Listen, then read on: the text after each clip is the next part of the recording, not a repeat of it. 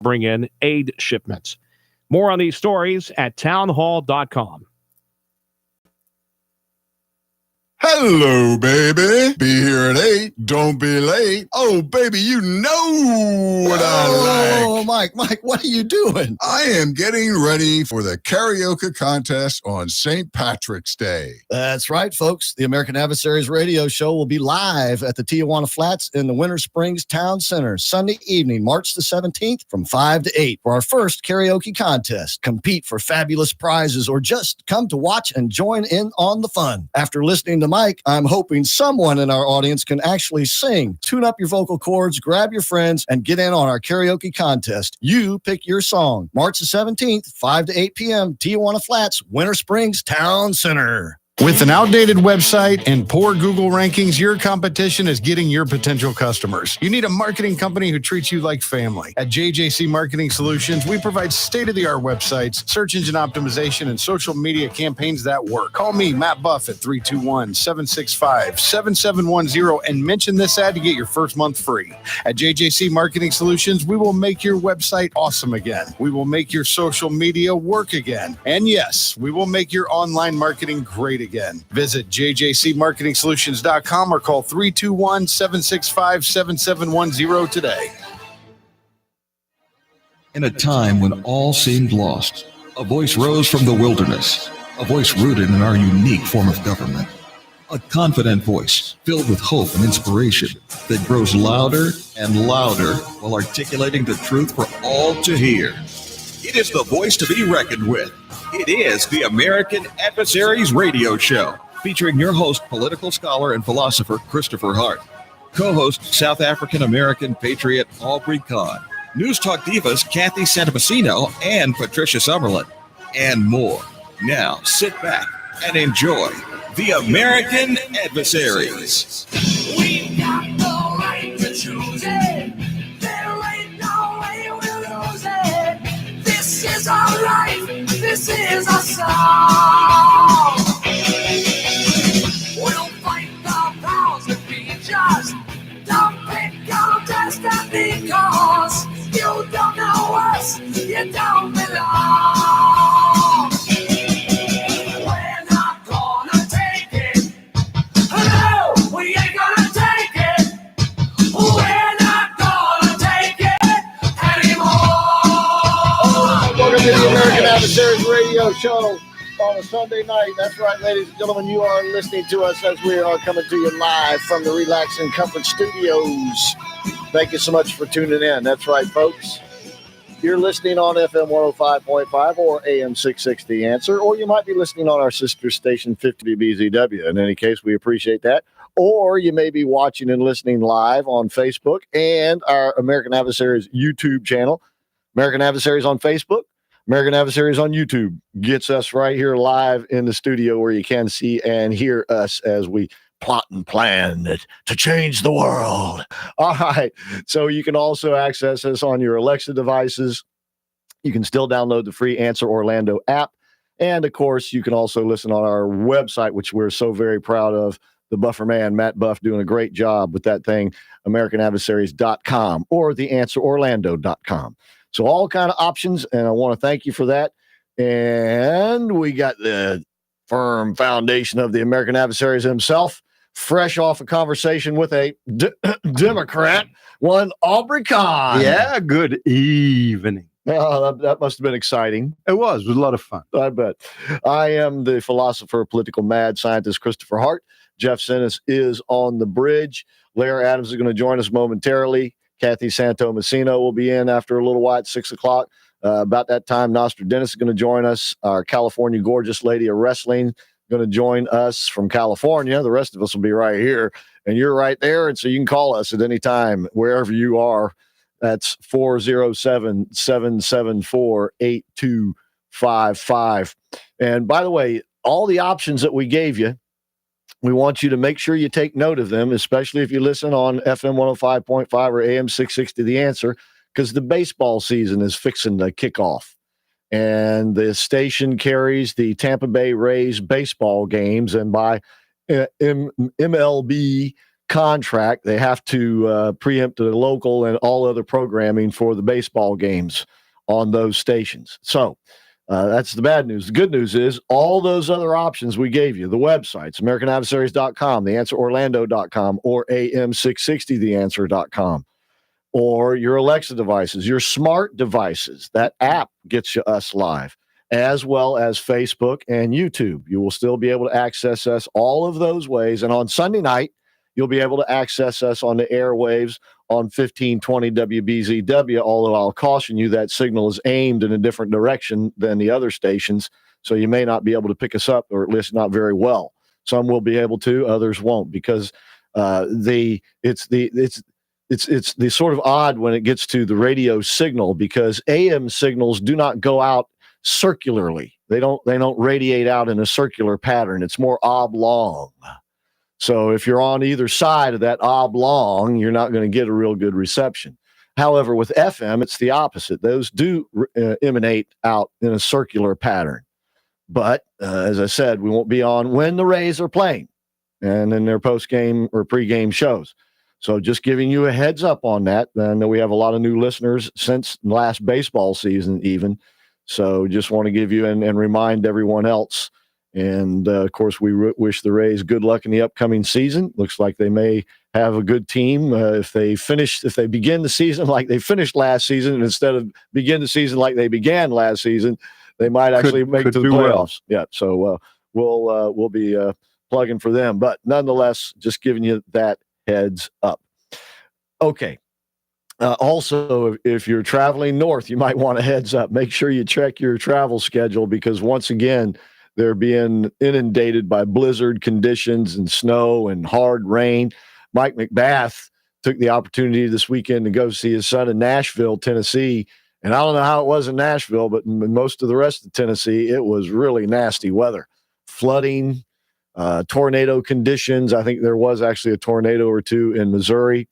And so just make sure you check your travel schedules. And by the way, over the last couple of weeks, there have been 7+ magnitude earthquakes. One was off an island off of Japan, did not cause a tsunami because of the location of the quake. And the other one was on the other side. I think it was it was off the shore of South America, I believe, wasn't it? Yeah. And once again, this is every bit of this is what John L. Casey has predicted and talks about in his excellent books, Dark Winter and Upheaval. And once again, want to suggest that you get these books, and you can do it. He suggests you just get them on Amazon now, or go to any of the bookstores, and they'll order them for you if they don't have them in stock. And the book Dark Winter explains the relationship between our climate and climate changes and the solar cycles. And this is what NASA has noted in its most recent report, which the media totally distorted because they focused on the predictions of basically global cooling and the effect that it could have on our agricultural industry and other things. For instance, you're a home inspector, right? Yeah. All right. You know a little bit about air conditioning, don't you? Just a little. Okay. So does it take more energy to cool a house or heat a house? It typically costs more to cool a house. I thought it took more energy to heat a house. And if you're looking at normal conditions like taking the sun, etc., yes. But the overall cost of cooling a house, we've got to look at it. Well, let me just reiterate. If you're looking at a per hour cost, all right, it's going to cost less to heat your home. All right. Okay. But if you're looking at the overall cost, of course, here in Florida, it costs more to cool your home. Okay. All right. All right. I guess I asked you a bad question. I got the wrong answer. The answer I was not anticipating. All right. Because the overall cost of energy is much higher in the winter months because we use much more energy to warm houses than we have to use in the summer to cool them. Now, obviously, your experience with Florida, where it's probably the reverse, because we don't have a whole lot of cold weather down here. So we're not Correct. spending a lot of time heating our houses. But your per But- hour cost is higher for cooling than for heating. Because we use it more to cool down here than to heat. But in terms of the overall energy usage and energy demand, it takes much more energy to warm things than it does to cool them. Yeah. All right. The tendency in nature is for things to cool, because when we use the terms heat and cool, do you know what we're actually referring to? When we use the term, this is warm or this is cool, or what are we actually referring to? We are referring to the speed with which the atoms are circulating.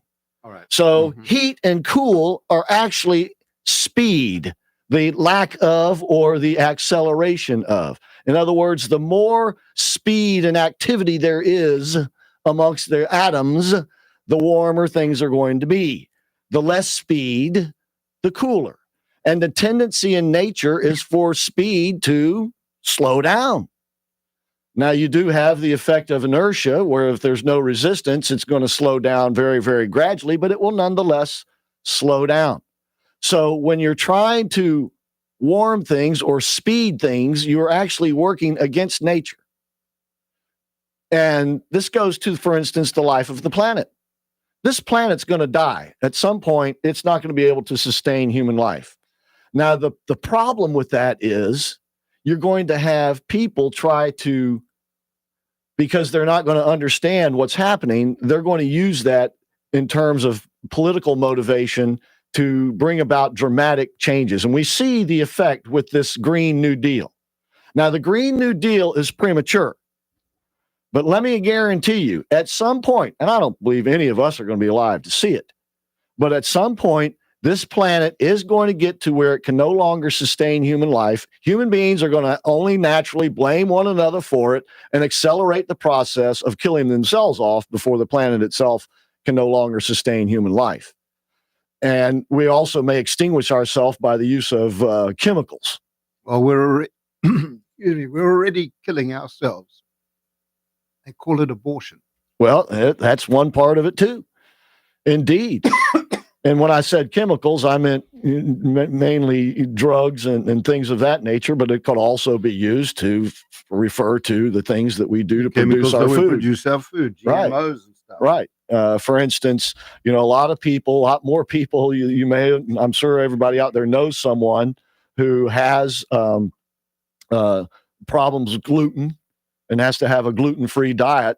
They're now associating that with the way wheat is harvested. Yep. Do you know how wheat is harvested? Have we They talked about this? harvested green. No, they do not. No, in fact, wait, they used to. Sorry, they used to, right. And Right. now they let it ripen until it over ripens so that they if can if harvest. only they would do that. Now, that's how they do it with organic wheat. Mhm. Now, to understand, ladies and gentlemen, when you harvest wheat, if you harvest it while the wheat plant is still alive, quote unquote green, it is much more difficult to harvest the wheat from the chaff and the rest of the plant that you don't want. Okay? Now, if the plant is dead and dry, it's far more easy to harvest and efficient. You get a lot more out of each plant. So, in an organic farm, they would let that happen naturally. Now, on huge corporate farms, you got to kind of rush things along. So there's this miracle chemical called Roundup. Have you ever heard of Roundup? I do believe So most what of they us do have. is they fly over the wheat fields and they spray Roundup on them to accelerate the process of the plant dying, and then they harvest the wheat. Now, these corporate farms would argue that this is, not proven to cause any harm or anything like that. You use your own judgment. Use your own judgment. And when it comes to beef and cows and things like that, you would not inject yourself with the stuff that they inject those cows with, and yet you still indeed sort of do when you eat them. All right, I'm going to, before I get all these accusations of going off on a liberal tirade here tonight, I'm simply trying to say this, that human beings are our own worst enemy. And I don't mean in terms of destroying the climate. I mean in terms of attacking one another when things are out of our control.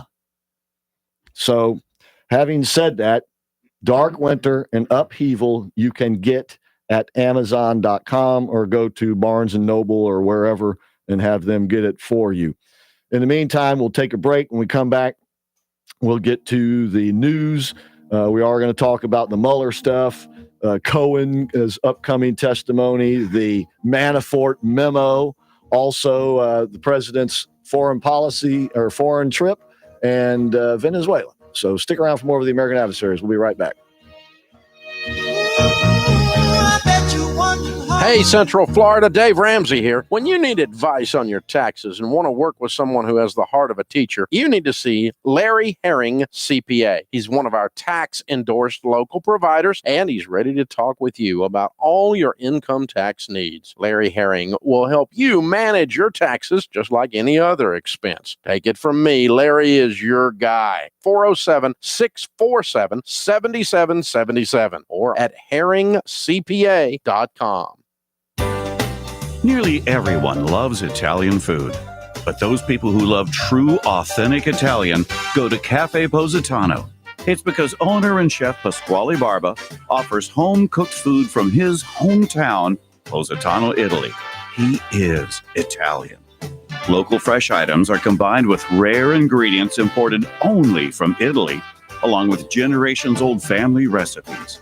Whether it's pizza or those delicious daily specials, taste for yourself at Cafe Positano, 4 miles west of I-4 on 436. 407-774-8080. The most authentic Italian food in Central Florida.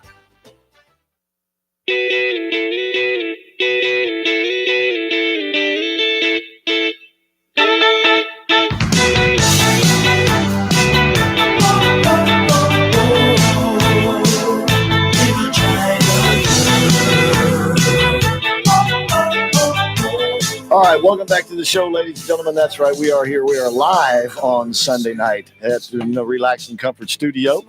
407-774-8255 is the number. Of course, we'll be here live until 8 o'clock. And then you got Mark Walters and Armed American Radio, and they'll take you live right up until 11 o'clock tonight. So a lot of live radio to go right here tonight. Okay.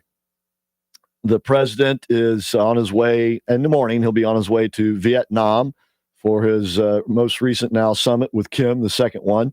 And meanwhile, there has been some violence on the borders with Venezuela. Venezuela is bordered actually by 3 countries, Colombia, Brazil, and Guyana. And yesterday, the border with Colombia had already been previously closed by the government of Venezuela and Brazil. And then yesterday they added Guyana. So there are no borders that are, quote unquote, open going in and out of Venezuela.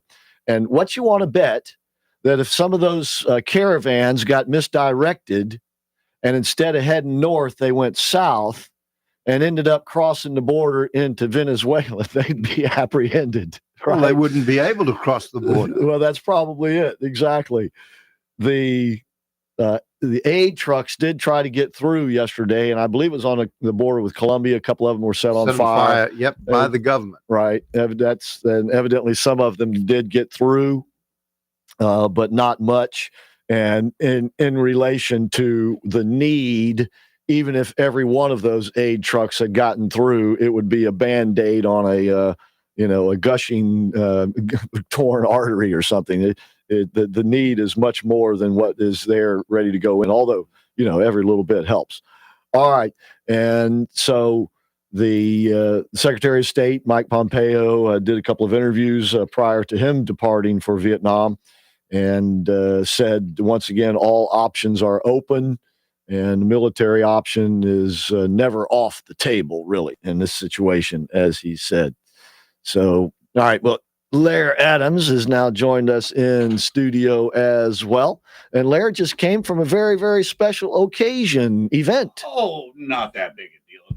Wait a minute, Jeff. We got to get a microphone in here. We got to get a microphone. Is he paying attention in there? Hey, Jeff. He's on the phone. Jeff, can you hear us? Hello, Jeff.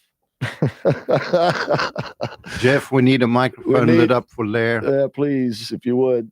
All right. Well, maybe we'll get his attention here in a second. Magic button. Yeah.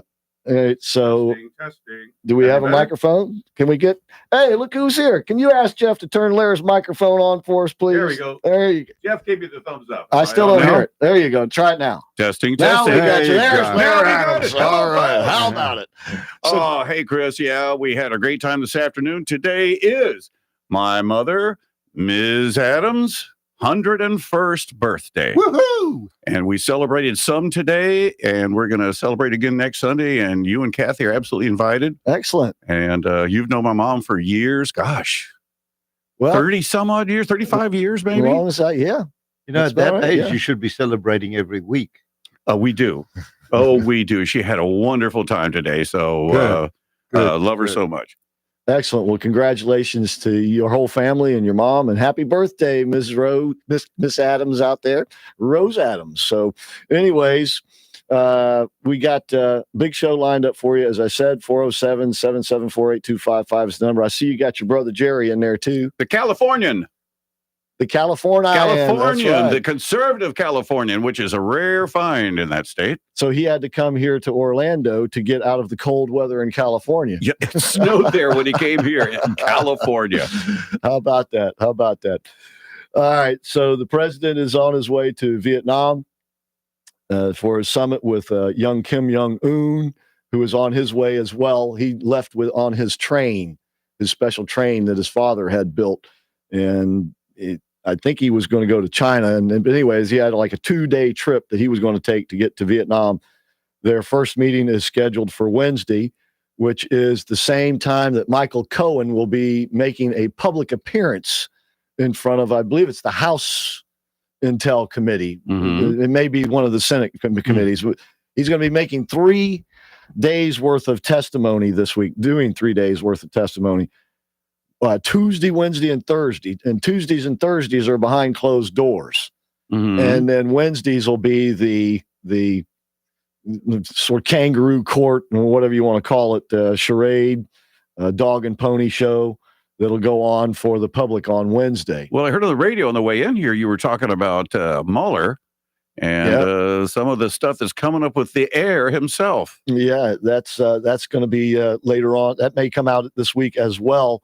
What we do know is that Cohen is going to be testifying as the president. Now, fortunately for the president, it won't be simultaneous.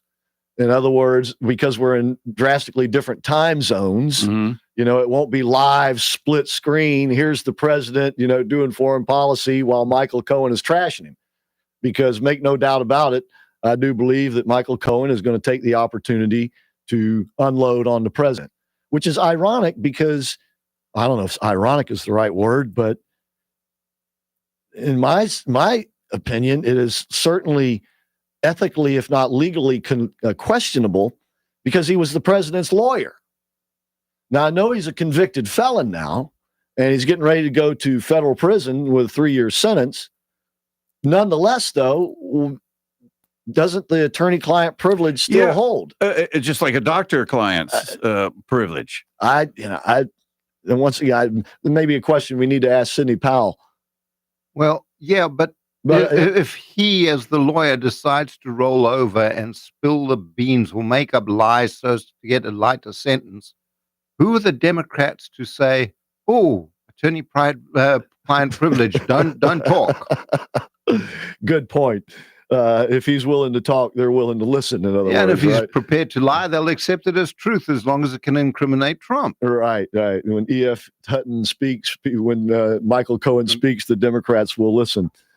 No doubt that they are going to take advantage of the situation. I mean, that's part of what this politics that we practice here is all about. I think we all know what's going to happen if Mueller comes along after his investigation, even if he doesn't come out and release it, if it is eventually released, that they found nothing. Then all the Democrats that love Mueller, of course, are going to say he was in the president's pocket all along and he had planned to cover for the president, and we can't accept this. Right. So we'll see what happens with that.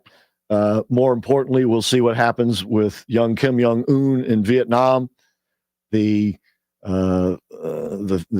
advanced group has already been there. They've been working on this for quite a while, and the president and young Kim will evidently meet at least a couple of times face to face, and we'll see if anything comes of that. They're not promising any dramatic signing ceremonies, although I'm sure they'll come away with something. We'll see what. There are some thoughts that North and South Korea will formally declare peace with one another, which would be a big step. Of course, that would then have to have, so we say, ramifications that would go with it. What is formal peace between those two, warring countries mean? Can the North Korean people come down to South Korea and go on vacation? Exactly. Does it mean because they're not going to go back? Yeah, but they can't afford to go down to South Korea either. Right. Well, but that once again, that's the whole point, though, out of opening the borders. And this is the point that the president keeps making to Kim. And that's why they're meeting in Vietnam. Vietnam is, quote unquote, a communist country. The communist government that took over back when we left and the South Vietnamese government fell is in essence the same government. They're different leaders, but it is still that same communist government. However, they have been very industrious and have one of the largest economies in the world now. And so this is not due to communism, but due to the fact that these particular communist leaders took advantage of, so we say, capitalist principles. Sure. And what that primarily meant was not being overly hostile to Western nations. What Vietnam did was after they took control of the country, decided not to build up their military, but to build up their economy. And this is the lesson that I think that Trump is trying to impart to young Kim Jong-un. And what he's saying is twofold. One, this is what you can do economically in your country as well. And two, look, it has actually solidified this government in power. The people aren't going to want to change that government when they're fat and happy. Now, in your situation, Kim or Young or Un, they're not quite so fat and they're not quite so happy. So you may have your nuclear weapons, and that might buy you some time, but it's not going to buy you the permanency that a thriving economy would. Can't eat those bombs. That's about the size of it. So, all right, we'll take a break and come back. In the meantime, the president has made an announcement about July the 4th, and we'll go over that as well. Once again, the president leaves tomorrow for Vietnam. In the meantime, don't go away yourselves because we're coming right back.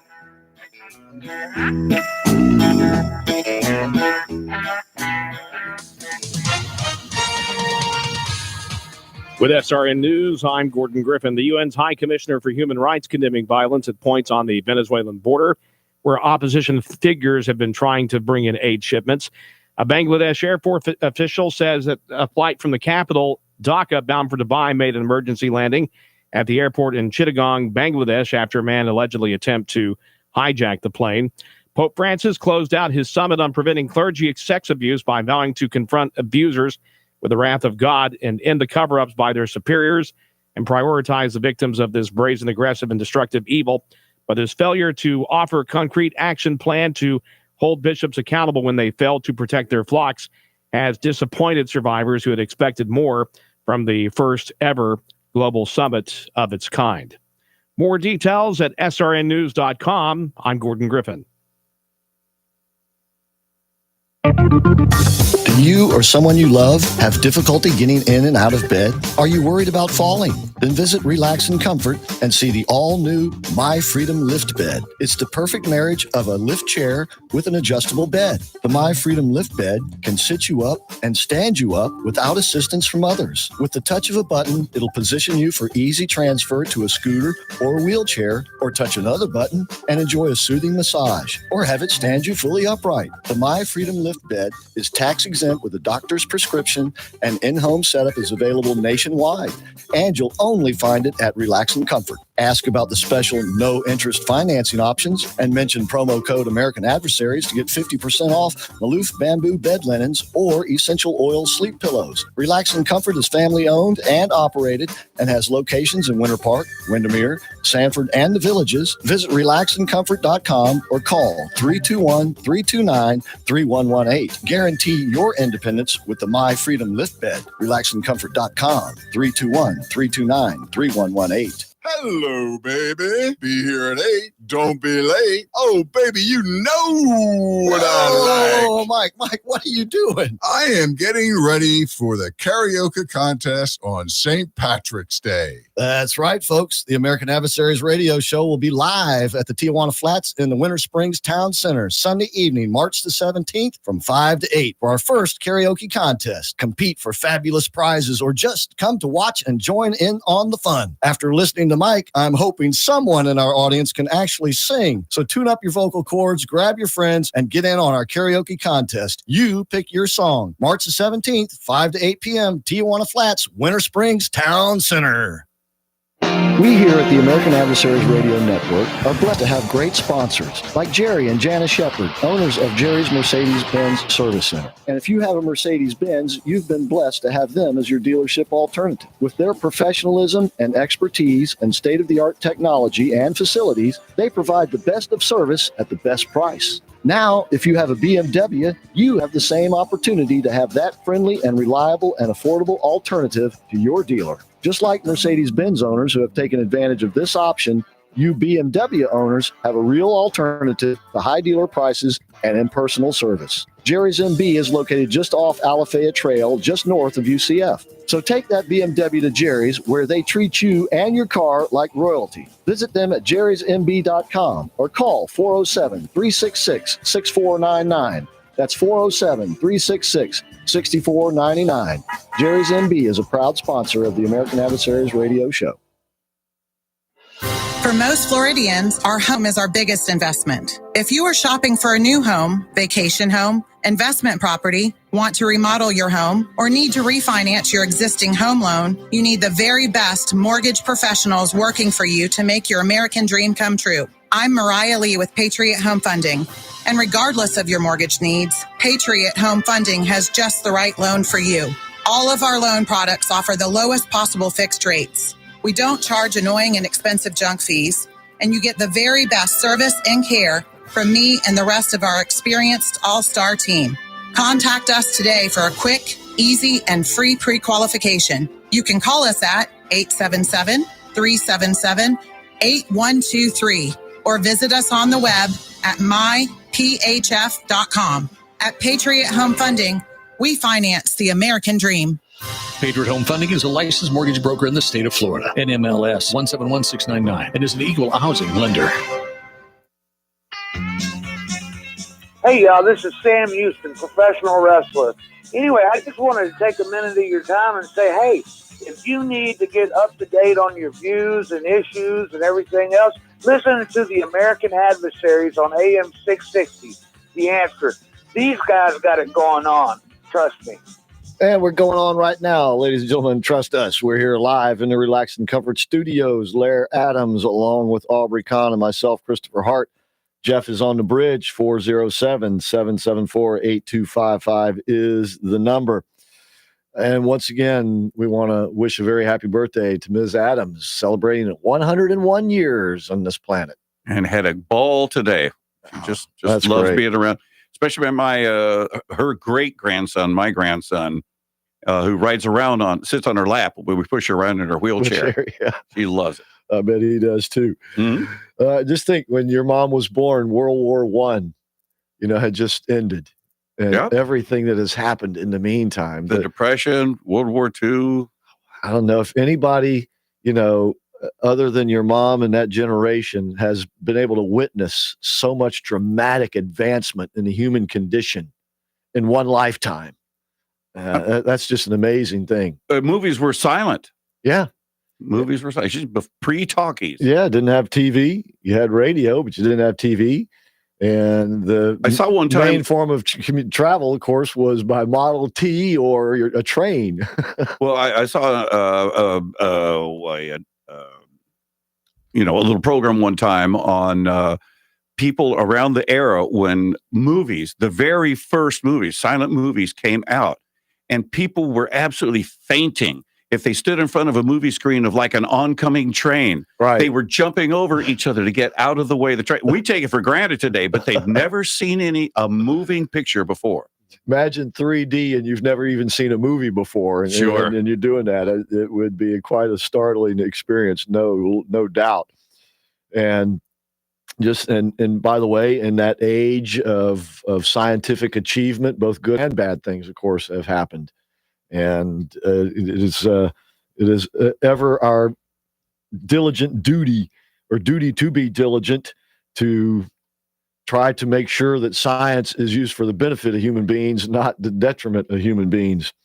And of course, the political motivation is to misuse science, and primarily by the liberals, because they think that by the use of science, they can control human beings and human behavior. Oh, and act like God? Yeah, exactly. Just a little. Just a little. And we see this happening. Aubrey mentioned the abortion thing earlier. More and more states are taking dramatic steps to change their abortion laws, not to make it more difficult, but to make it easier to get abortion. Later term. Exactly. And part of the motivation is, and this is once again, this is sort of the perverse nature of politics, which we talk about every now and then. Part of the motivation is many of these states, while they have Democratic governors and Democratic legislatures, feel that it's necessary to pass these laws while they can, because they think that Roe v. Wade is actually going to be struck down. And they are actually, in their own way, trying to accelerate the process. And here's the thinking. If Roe v. Wade is struck down, that does not outlaw abortions. No, it returns it to the states. And so what are the states doing? They're preempting the Supreme Court and challenging the Supreme Court at the same time. So the liberals have finally kind of figured out that Roe v. Wade can be as much of an impediment, in a way, to them as to pro-life people, because Roe v. Wade legitimized restrictions on abortions. It legalized abortions, but also legitimized the regulation, shall we say, of them. So now, is Roe the one that was for abortion? She was originally, I believe it was Roe, was originally for. She wanted to have an abortion. Woman's choice, right? Uh-huh. But later in life, she had changed her anti. Right, exactly. And I believe Wade was the state legal representative. I'll have to refresh myself on the facts of the case. But nonetheless, the left has decided, for one reason or another, either that it's okay that Roe v. Wade gets struck down because they can maybe have more freedom of their own, or that they have resigned themselves to the fact that Ruth Bader Ginsburg certainly passes away while Trump is still president, and he gets another Supreme Court pick, and it's a solid conservative. Their assumption is Roe v. Wade will automatically be struck down. I don't think that that's an automatic, although all pretty much legal experts agree that Roe v. Wade was a concocted decision that was not based on solid constitutional law. It expanded dramatically the definition of a right to privacy, and took it out of the state's hands, Indeed. Which is what originally was meant. Exactly. And so we'll see. But they, to get back to the original point, this struggle, for scientific achievement it's got, it has to have the right motivation, or the wrong things will happen. And we know that human beings can control themselves under certain circumstances and not under others. But the best thing to do is to not try to impose on human beings, but try to educate human beings. And that is where conservatives disagree with liberals, because liberals want to control human beings. That's why they have regulations. Look at Obama when he was president. What do we see? Just about every day was a brand new regulation from some agency. Those are attempts to control behavior. The tax code is an attempt to control behavior because of the incentives and disincentives that it has built into it. All of these things are meant to engineer behavior. And the more we stay away from that, the better off that we are, because attempts to manipulate the birth process and the, shall we say, the selective process of who we allow to live and die can be considered a scientific decision, but ultimately it, as you said, is trying to be godlike, and it is not a scientific decision. Well, they have a phrase for this, Chris. It's called eugenics. Eugenics, it's exactly. Designing what we are going to be, and that means restricting certain things. Right. And it is up to a human being's decision, not even a group, but really almost up to a human being's decision to alter the natural course of things. Well, the bottom line is, if we are to respect life, we have to respect all life. And that means life inside the womb as well as outside the womb. You can't say that a human being inside the mother is not a human being, even up to the point that it's ready to come out under normal circumstances. That is a decision that is not humans to make. That is a decision for God to make. Well, it's not a good human's decision to make. A good human realizes that there are things that go beyond this. And personally, and I've said this many times before, late-term abortion is all it is baby killing. I don't mind using that phrase, and everyone would say, oh, that's so harsh, that's so bad. I can't think of any other phrase, Aubrey, that really nails it. Baby killing and infanticide, which they're both the same. Yeah, but baby killing really hits it. Infanticide or infanticide is a nice scientific term for they just went over the edge of being a little amoeba. Well, here's the thing. The excuse for late-term abortions it's for the safety of the mother, to protect the life of the mother, and now also the mental stability of the mother. The mental stability. Oh, she's under stress. We'll abort. Well, here's the thing. An abortion is easily as much, and I would argue, not being an obstetrician or, someone who births babies, but I would argue that is probably far more traumatic to the human body than a birth. In other words, if you're going to deliver and then abort, or abort at the time of delivery, it would seem to me that would be more traumatic than just deliver the child. If the mother doesn't want it, you take it and give it up for adoption. It would seem to me that an abortion could cause more complications, things like bleeding and other things like this that could get out of hand. It would seem to me that would be the far more traumatic experience to a mother, is an abortion rather than a natural birth. Psychological damage that causes as well has got to be far greater than any trauma you go through during the delivery. How can you live with yourself for the rest of your life knowing that you have killed a living human being that was forming inside of you? Well, and here's the thing. In order to perform a late-term abortion, they have to partially deliver the baby. That's how they did it. You watch the Gosnell movie, they get the baby out enough that they can basically clip the spine of the child with a pair of scissors or stick a knife or something in the child's neck in order to That's the most common way. The other way is they put in the instruments and they dismember it piece by piece and pull it out. In either case, it's murder. But in either case, it's a far more, shall we say, complicated procedure than just delivering the child. Well, to your point. So to the point being, this argument that it's better for the mother to have an abortion than to deliver the child is totally bogus in terms of a health sense. You cannot convince me of that. Look at the thousands of women that have been left sterile because of their abortion. Oops, sorry, you just weren't a good candidate. It happens. John Barros, and I'll ask him tomorrow to confirm it. John Barros, on a regular basis, sees girls come back, women come back to that abortion butcher shop that he stands outside of every day down there on Lucerne Terrace because of complications. Bleeding, they didn't get everything. It causes infections. You cannot tell me that is a procedure that is in any way healthy for the woman who endures it, either by choice or not.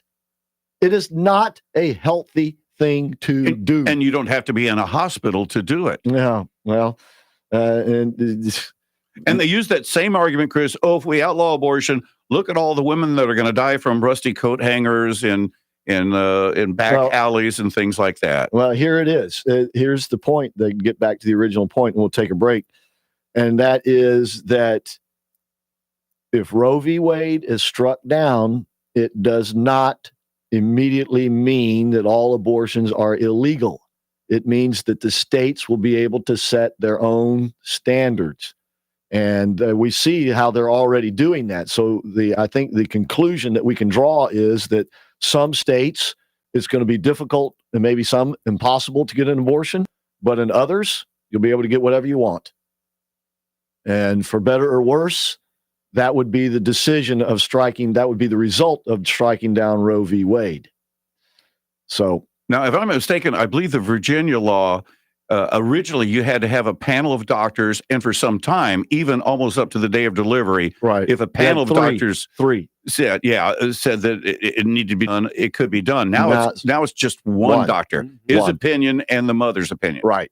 And this doctor might actually be a doctor who is an abortion doctor. Oh, like the guy you just mentioned, right? Who made his money that way, right? Oh, that won't affect my decision. Yeah, old Dr. Gosnell.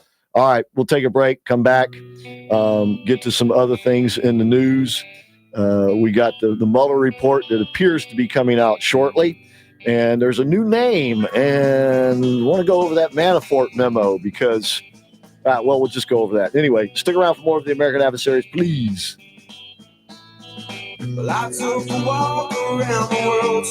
Ladies and gentlemen, we all know that one of the biggest investments we'll make in life is the house we choose to make our home.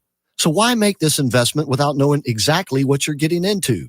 That's where Aubrey-Kahn of Firm Foundation Home Inspections comes in. He'll make sure that excitement over the purchase of a house or rental property or commercial property doesn't turn into a nightmare after you take the keys. To get the most thorough and complete inspection, go to orlandoshomeinspector.com or just call Aubrey-Kahn at 321-624-0254. Don't roll the dice on your home purchase. Remember, call Aubrey-Kahn at 321-624-0254.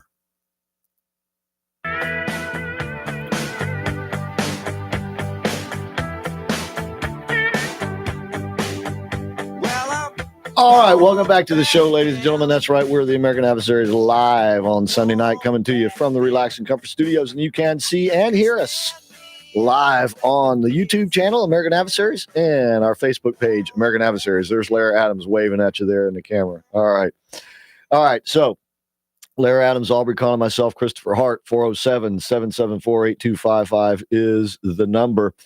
Just want to give you a couple of reminders. One, Wednesday, at the Callahan Neighborhood Center in downtown Orlando, there is going to be a free event, and it's entitled, What Will It Take to Get the Black Vote? I believe is the title, and we would like you to come out. Carl Jackson is going to be there. Herky Walls is going to be there. Regina Hill, a city commissioner, is going to be there, and representatives of the Democrats and Libertarians are going to be there, and hopefully the Orange County Republican Executive Committee will have representatives there as well. And this will be a town hall type setting and give the parties an opportunity to present their case, I suppose, if you will, and try to get a feel for the Black community and how that constituency can help win elections. Bottom line, I suppose. And we invite you all to come out. It is a free event. It begins at 6:30. It is Wednesday. This is a part of the outreach primarily by the Republicans. All parties were invited as necessary, but outreach to reach to communities that have been left behind by both parties. So we'll see how it goes. I hope you can turn out for that. You will have a hall pass to miss the last half hour of our show that day if you should choose to do so. So that's Wednesday at the Callahan Neighborhood Center, downtown Orlando. A town hall type setting and roundtable discussion on how to better serve the Black community by the political parties. And then 3 weeks from tonight is our karaoke contest live from the Winter Springs Tijuana Flats and Winter Springs Town Center. Me. Tune up those vocal cords. And come out, do, re, mi, fa, sol, la, ti. Don't let Mike do that, please. Yeah, and then come on out, and it's going to be a lot of fun. You think maybe Mike should rap? I think Mike should stay away from the mic. If you'd have seen him at the Christmas party. Yeah. Oh my God. Man. Gee whiz. He couldn't keep up with the red ball was the problem. Or the red ball was way behind him. Anyway. That was not the only problem, but never mind. All right. So anyway, that's March the 17th. That's St. Patrick's Day on a Sunday this year. We'll be doing our broadcast live from the Tijuana Flats. You don't have to participate in the contest to come out. Just come on out and listen and have a lot of fun. And that is open to the public, obviously. No admission charge, and there will be specials. So come on out and join us. And we're going to have a nice prize package that we're going to announce later this week. Speaking of great celebrations or things to do, there is going to be a Salute to America celebration. That's the title of it, a Salute to America celebration. It's going to be July 4th in Washington, D.C., and the focal point will be the Lincoln Memorial. And it is going to be the president's military parade. There's going to be a parade, fireworks, celebration, and as the president himself put it, a speech by your favorite president, me. Any weaponry going to be on display there? I don't know. Evidently, some cities already are beginning to make their own plans to perhaps do a celebration of their own in conjunction with the Salute to America, their own sort of, I guess you might say, Veterans Day style parade or something like that. I'm sure they're going to turn into a protest. Probably. But this is now being scheduled for this year, July 4th. So that will be something to look forward to. In the meantime, the Democrats are going to be hounding this president from here to kingdom come. They have no intentions of backing down. Old Shifty Schiff was on, I forget which show it was this morning, but he made it quite clear that no matter what the Mueller report says, they are going to continue to investigate this president and look into things in areas where Mueller did not look and was not even empowered to look, although the memo, as we understand it, gave him pretty much blanket authority to look at anything he wanted to look at. Well, they got to try to slow him down somehow. Yeah. And so the fight will go on regardless of what happens with Mueller. Mueller just, he's becoming more and more of a bit player as the political season kicks up for 2020. The main battle will be between the president and Democrats in the House of Representatives, and as much as they can in the Senate. And by the way, they can cause the president some heartburn in the Senate because of that cloture rule where they need 60 votes to proceed on something. And you got some wimpy Republicans in there that... and we're going to be finding out exactly who they are probably this week, because on Tuesday, the House of Representatives is scheduled to vote on a measure to block the president's emergency action, his declaration of an emergency. And the House will surely pass that, and the Senate is incumbent to, according to the law, the Senate must vote as well. And if they pass the resolution, then the president can veto it. And it takes a 2/3 majority of both houses to override his veto. So, in fact, the bill may pass because of the Republicans you were just referring to. And I think we can already name a few that are most likely going to vote against the president on this. I'm afraid Rubio's going to be one of them. And if he does, little Marco might be at the top of the list. I think his career is done. Well, I won't vote for him again. He would be a likely candidate, as would Susan Collins of Maine. She's up for re-election. Always. Lisa Murkowski of Alaska, she's up for re-election.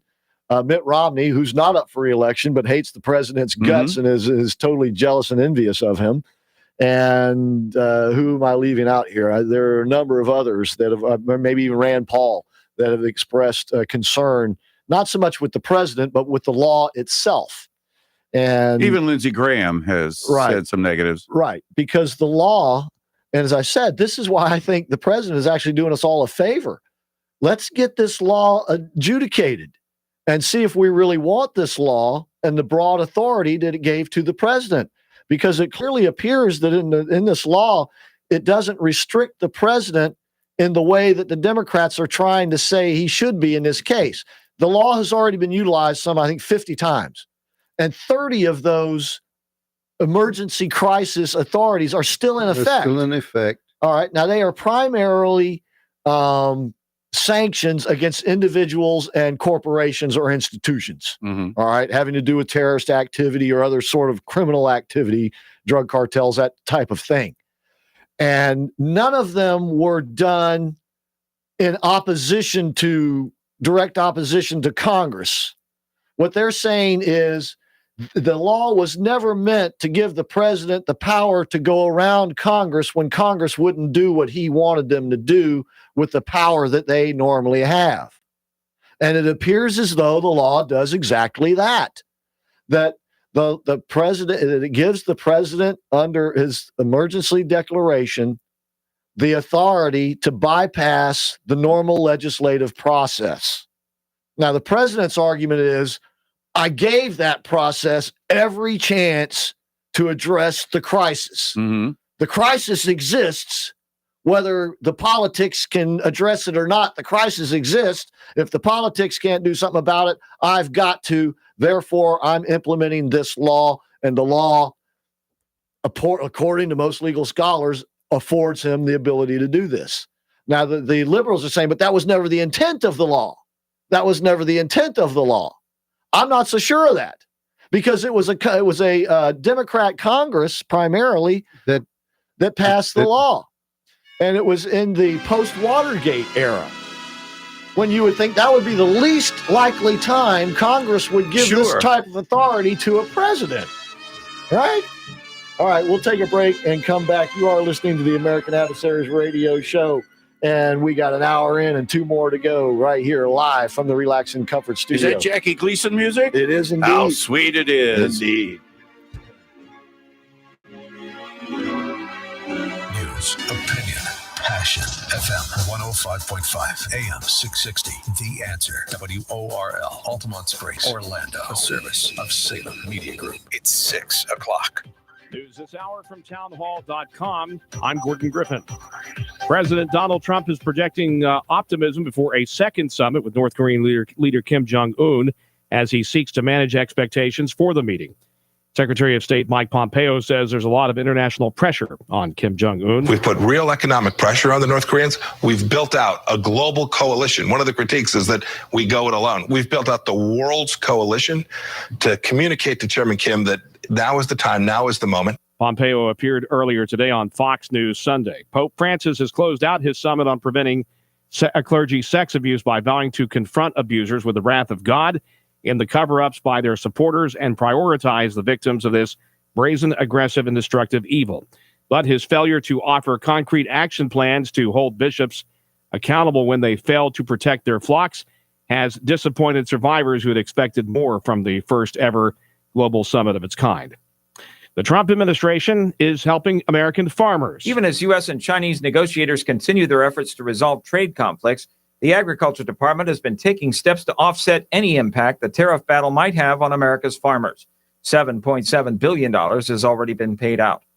That's correspondent Keith Peters. Yet another way that somebody might be spying on you. The new seatback entertainment systems in some airliners operated by American and Singapore Air have cameras in them, cameras pointing at you. I think right now, if you're on American or United or Delta or Singapore or some other airline and you're sitting in a premium seat and you see what you think might be a camera opening on that entertainment system in front of you and you're worried about your privacy, well, you might want to just slap a piece of tape over that camera lens. AP airline writer David Koenig, officials in the Brazilian border state of Roraima say they've treated 22 Venezuelans who suffered bullet or buckshot wounds.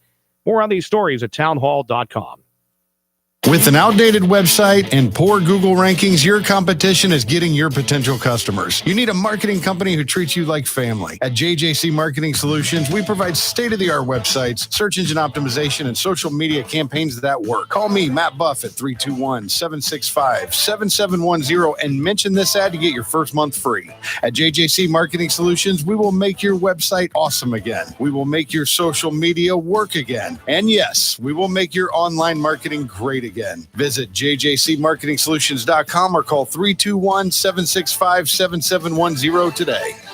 Hello, baby. Be here at 8. Don't be late. Oh, baby, you know what I like. Oh, Mike, what are you doing? I am getting ready for the karaoke contest on St. Patrick's Day. That's right, folks. The American Adversaries radio show will be live at the Tijuana Flats in the Winter Springs Town Center Sunday evening, March the 17th from 5 to 8 for our first karaoke contest. Compete for fabulous prizes or just come to watch and join in on the fun. After listening to Mike, I'm hoping someone in our audience can actually sing. So tune up your vocal cords, grab your friends, and get in on our karaoke contest. You pick your song. March the 17th, 5 to 8 p.m., Tijuana Flats, Winter Springs Town Center.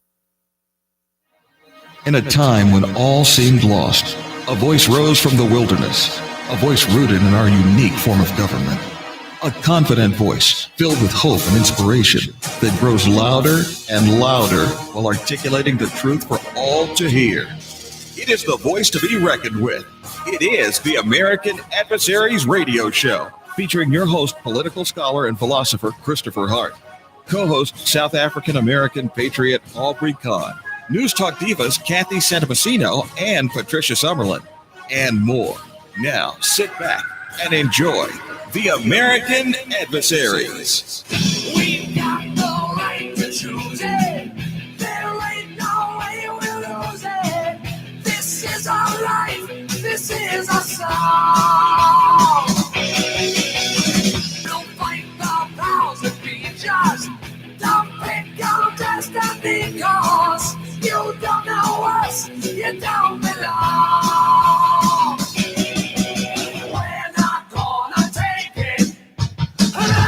We ain't gonna take it. We're not gonna take it anymore. No way. All right, welcome back to the show, ladies and gentlemen. Thank you so much for tuning in to the American Adversaries radio show tonight. We are here live in the Relax and Comfort studio.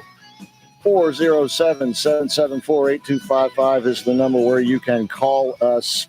And lo and behold, I thought I did have us up on our Facebook page. I do know that I have us up on our YouTube page because I'm watching the monitor right now. And when we simulcast with YouTube and Facebook, we get what we get on our monitor is the YouTube feed. So unless I go to my Facebook page, which I just did, I can't see if we're actually up on Facebook. And it does appear as though we are not. So evidently I have done something wrong in the instructions. So I'll try that again. But we are on YouTube, American Adversaries on YouTube. So you can access us on YouTube, and I'll look into that. But yeah, I have the list of instructions right here from Matt Buff. You got your wires crossed. I must have somewhere along the line. Okay, that is Kathy Santomassino. She has joined us in the studio. Lair Adams is still here along with Aubrey Kahn and myself, Christopher Hart. Thank you for listening or watching, however you're doing it. We appreciate that. 407-774-8255 is the number here in the studio. And we were just talking a little bit before the break about the legal issue of the what was it again there that we were legal issue of you're talking about with abortion or yes, the states and right, yeah, that this as we were, I think the final. I think we already said it all. I'm sorry, I got distracted there. Anyway, the liberals and are still going to go after the president. The Mueller report, we think, once again, is coming out this week. Liberals are already beginning to craft their response to it, and it goes something like this: if Mueller doesn't reveal anything of collusion, well, that doesn't mean that we're going to stop looking. We were just talking about Adam Schiff. That's what we were talking about, Adam Schiff. And Shifty going to continue the investigation into President Trump. And that's still going to be the basis for their impeachment proceeding that they're eventually going to talk about. We've got to impeach him because we know there's something there, even though we can't prove it. Indeed, that is another thing that the media is pushing for. And some of the Republicans will help them do it, Chris. They just might for their own political gain. The media, of course, wants an impeachment trial, impeachment hearing, impeachment whatever, so that they can, sell newspapers, sell ads, increase their ratings. They want the spectacle, in other words. Once again, politics like professional wrestling, and the bigger the match, the bigger the spectacle, the bigger the draw. That's what we're talking about here, right? And so they want an impeachment. They desperately want an impeachment. Many of the leadership, however, amongst the Democrats are a little bit more wary about that, at least in the near term, and don't think that they couldn't do it if they could get away with it if the president happens to get reelected, which got very good chances of that. Bill Clinton was impeached in his second term in office. Why anybody at that particular time would have thought that Al Gore would have been a better alternative than Bill Clinton, I have no idea, but that's back then. This is now, and the point being that the media is going to want an impeachment spectacle more than the Democrat leadership, which is going to present some interesting problems for the Democrat leadership, because they're going to have enough members that are going to want the impeachment too, and that's who the liberals are going to be going to, saying, "Shouldn't we have an impeachment?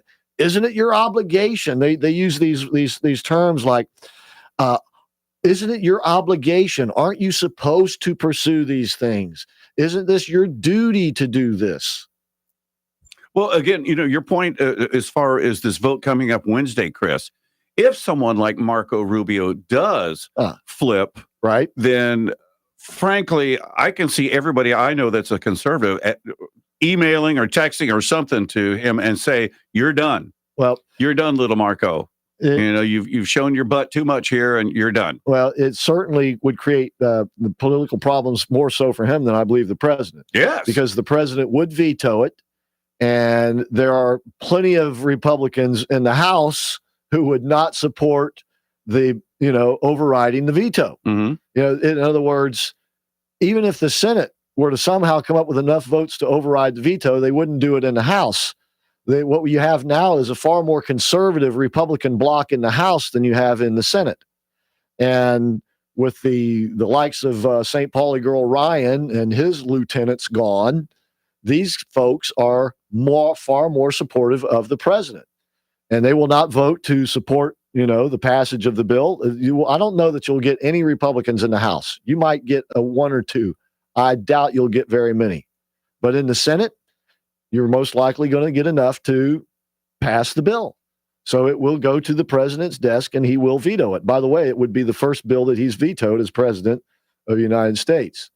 And it would be an unusual one of that sort. Usually the president vetoes bills that it's a law he doesn't like, not one that focus directly at him.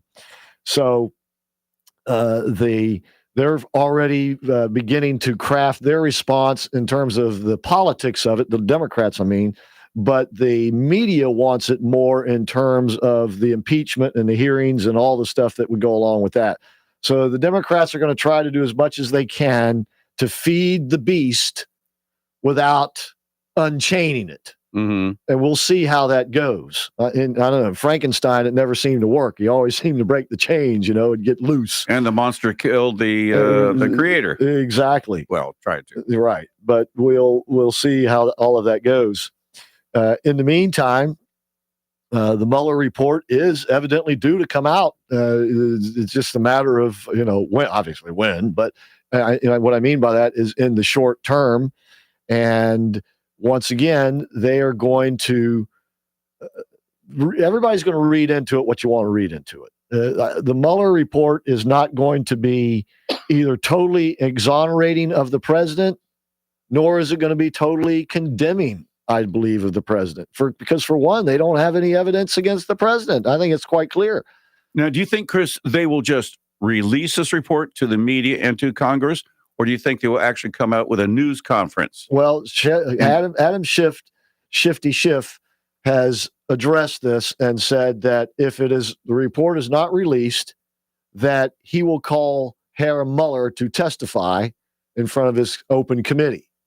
And in that way, get him to reveal verbally what would be, written in the document, at least as much as possible. We'll see. Now, the White House does not have to release this document. Well, by law, do they? Well, it is the Attorney General, and you're right. And we asked Sidney Powell about this, and this goes to the heart of what Mueller did, which, by the way, Andrew McCabe today admitted was the wrong thing to do, even though he also admitted that at the time he thought it was the right thing to do. Well, does that give you a whole lot of confidence in these people? And what I'm talking about is the decision that Comey made to come out on July 5th, 2016, and first excoriate Hillary Clinton with all the stuff that she had done, and then turn right around and exonerate her and say no prosecutor in his right mind would go with this. But he's not a prosecutor. And he's not allowed by law or FBI policy to do that. As I said, though, McCabe was supportive, he said today, of Comey when he did that. Now he realizes that was a mistake. Who realizes? McCabe. Oh, McCabe realizes Comey made a mistake. Yes. But before then, he thought he was doing the right thing. He was with him. And by the way, we also know that James Baker, the attorney for Comey, he was the FBI's main attorney, and he's there to give them legal advice on what they can and can't do in investigation and help them with questions as to determine charges and that sort of thing. And he was all for charging her. He was not for Comey going out there and doing that. But he was overridden, and eventually they pressured him into acquiescing. But he still believes that she should have been charged, and she may still yet be able to be charged because she wasn't charged. She never defeated those charges. Exactly. As long as she hasn't been found innocent. As long as there's no statute of limitations that has run out.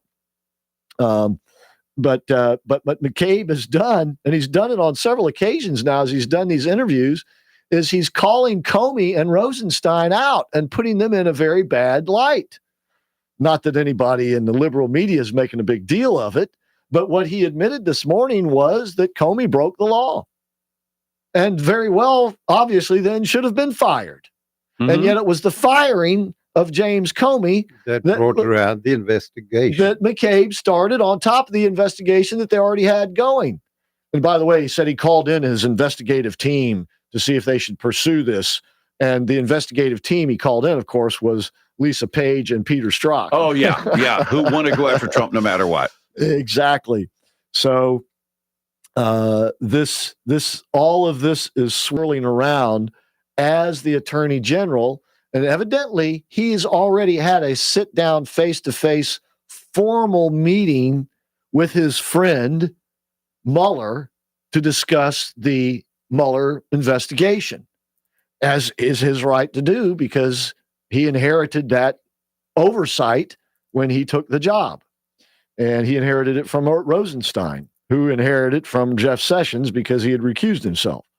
And so it does appear as though I think it's probably, if it hadn't already, pardon me, dawning on William Barr that all of this complicated mess has got to be sorted out and cleaned up. And in order to do that, he's got to kind of cut it off, cut it off in its tracks. Well, this can of worms, the worms are going everywhere. Exactly. And it's going in directions that nobody had anticipated going.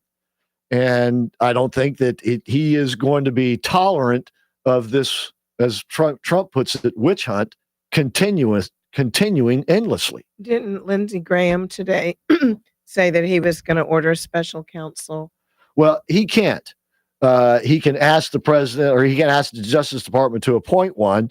But what he does have, and what he is he appears as though he's going to be very aggressive as the chairman of the Senate Judiciary Committee. Mm-hmm.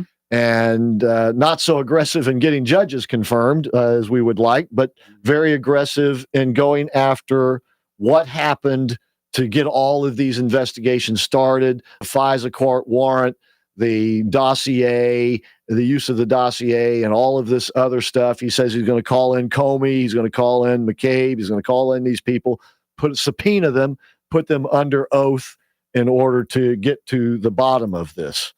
So what we're going to have over the next, until 2020 elections are dueling investigations rather than the elimination of investigations. They're going to be ramped up and they're going to be dueling. You will have what's going on in the Senate Judiciary Committee, because the Senate Intel Committee has pretty much already wrapped up their investigation. You'll have the Senate Intel Committee going against all the committees in the House of Representatives, who are going to have their own reason for doing an anal probe of the Trump administration.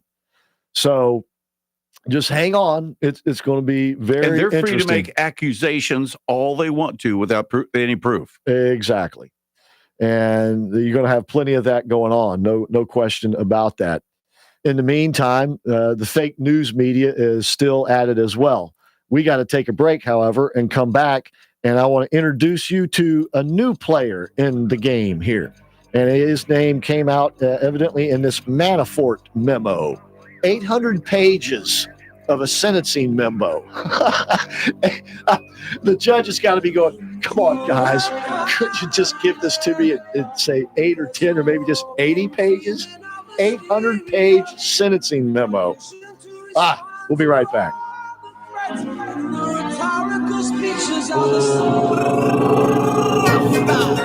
Marilee here from Vacation Travel Planners, a member of Cruise Planners with the latest vacation deals.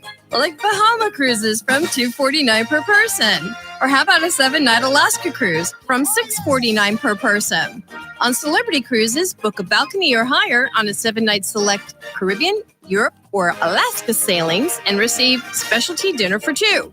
Get free prepaid gratuities on select sailings with Oceanic Cruises. Sandals and Beaches all-inclusive resorts are up to 65% off. Get free prepaid gratuities on select Avalon Waterways River Cruises.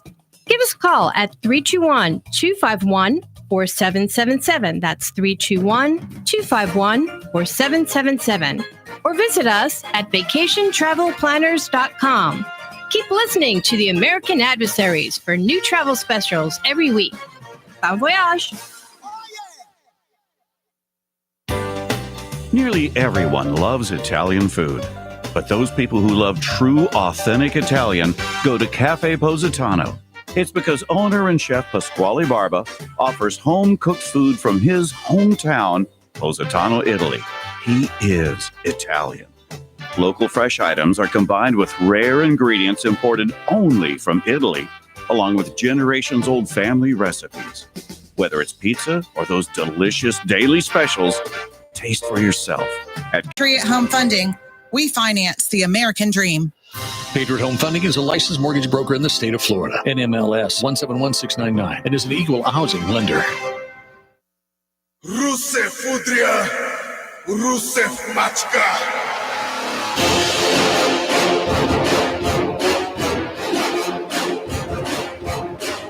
All right, welcome back to the show, ladies and gentlemen. That's right, you are listening to the American Adversaries. Nostradamus has joined us in the Relax and Comfort studio. Sorry, I'm late, guys. I was just coming up for a way for you guys to remember how to pronounce that actor's name. You know, the one who got in trouble. Small A? Jussie? Yeah. Think of when you think of actors, who do you think of? You know, the actor, capital A. Marlon Brando, actor, capital A. John Wayne, actor, capital A. Jussie? Small A. Jussie.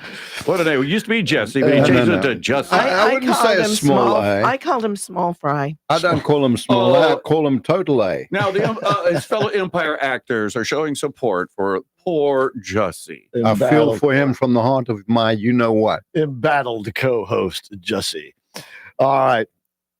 How about lying sack? Well, something like that anyway.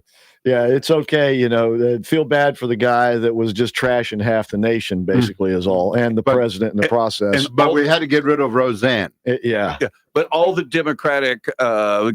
Democrats running for president, every single one of them had to go out there and talk about how bad Trump supporters, how bad everybody that wasn't a liberal like they are, along with every one of the news media except Fox. And Roseanne never committed a crime. No, that's true. No, she did not. But she's a woman. Isn't that like xenophobia? No, she's a woman that had a few good things to say about Trump. That's the whole thing that started her off. And her show, she was presenting Trump's side and doing it very well. Yeah, and that's what got her in trouble, no doubt.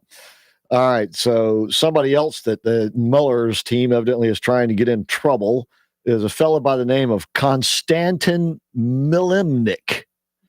He's the latest name that has popped up in this whole Herr Mueller investigation, because Konstantin Milimnik, who is actually a Ukrainian, but was evidently part of the communist government there when Ukraine was part of the Soviet Union.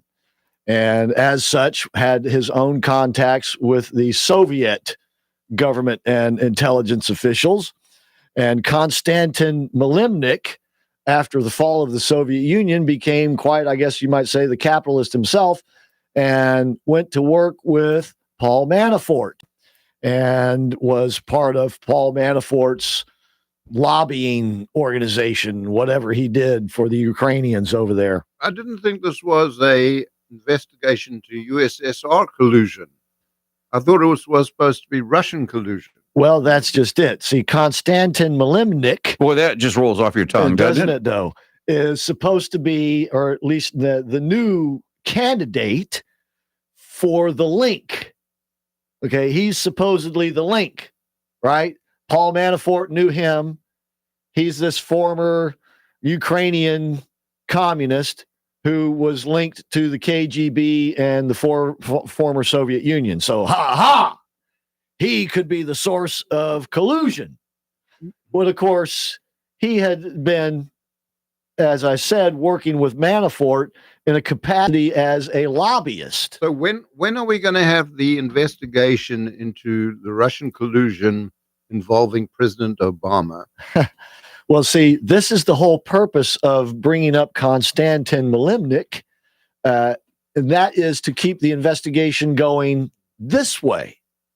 So once again, to get back to Shifty Schiff, he's made it very clear that regardless of what Mueller comes up with, he's going to continue the investigation. And now he has a whole nother avenue to go down with this character, although it's going to be a dead-end avenue, just like all the other avenues.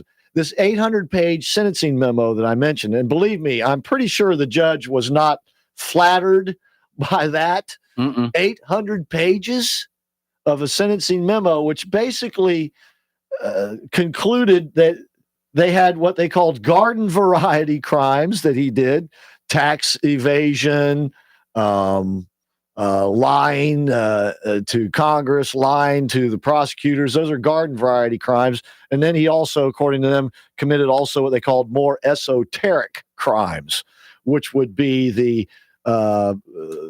acting as a foreign agent without filing as a foreign agent, and perhaps working with foreign governments and colluding against our government, although they couldn't prove any of that. Basically, what they pointed out in the 800 pages is that Paul Manafort was a scheming, basically tax cheat. A dirtbag. Well, in his own way.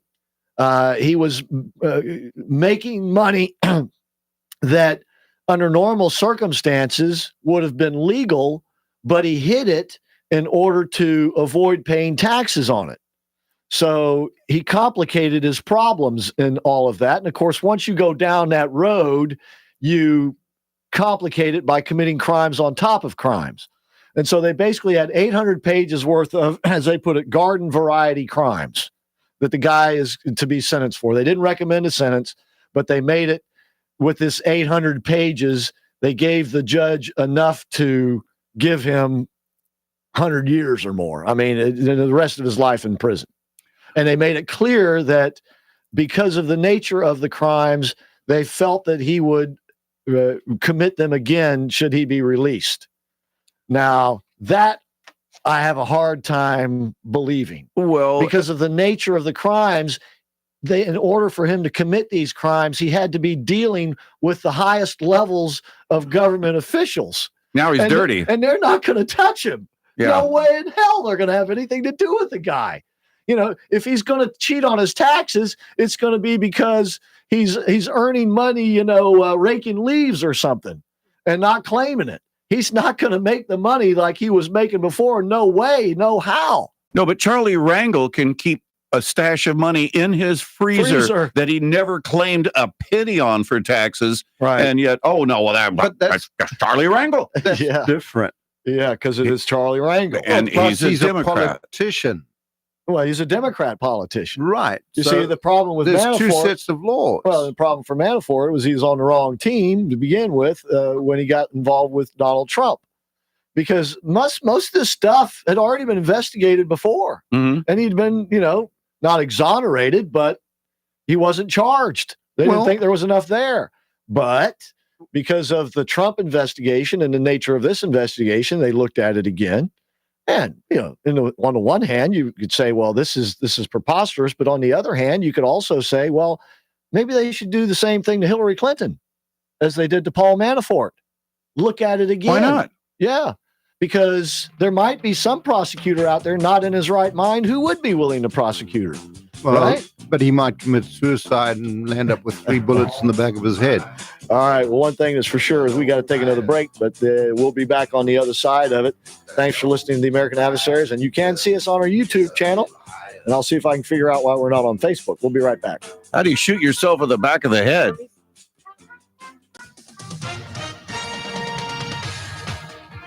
With SRN News, I'm Gordon Griffin. President Donald Trump says he will extend the deadline to escalate tariffs on Chinese imports, citing substantial progress in weekend talks between the two countries.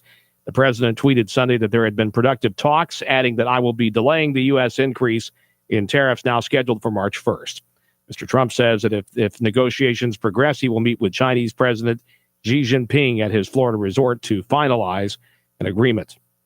The UN's High Commissioner for Human Rights condemning violence at points on the Venezuelan border where opposition figures have been trying to bring in aid shipments.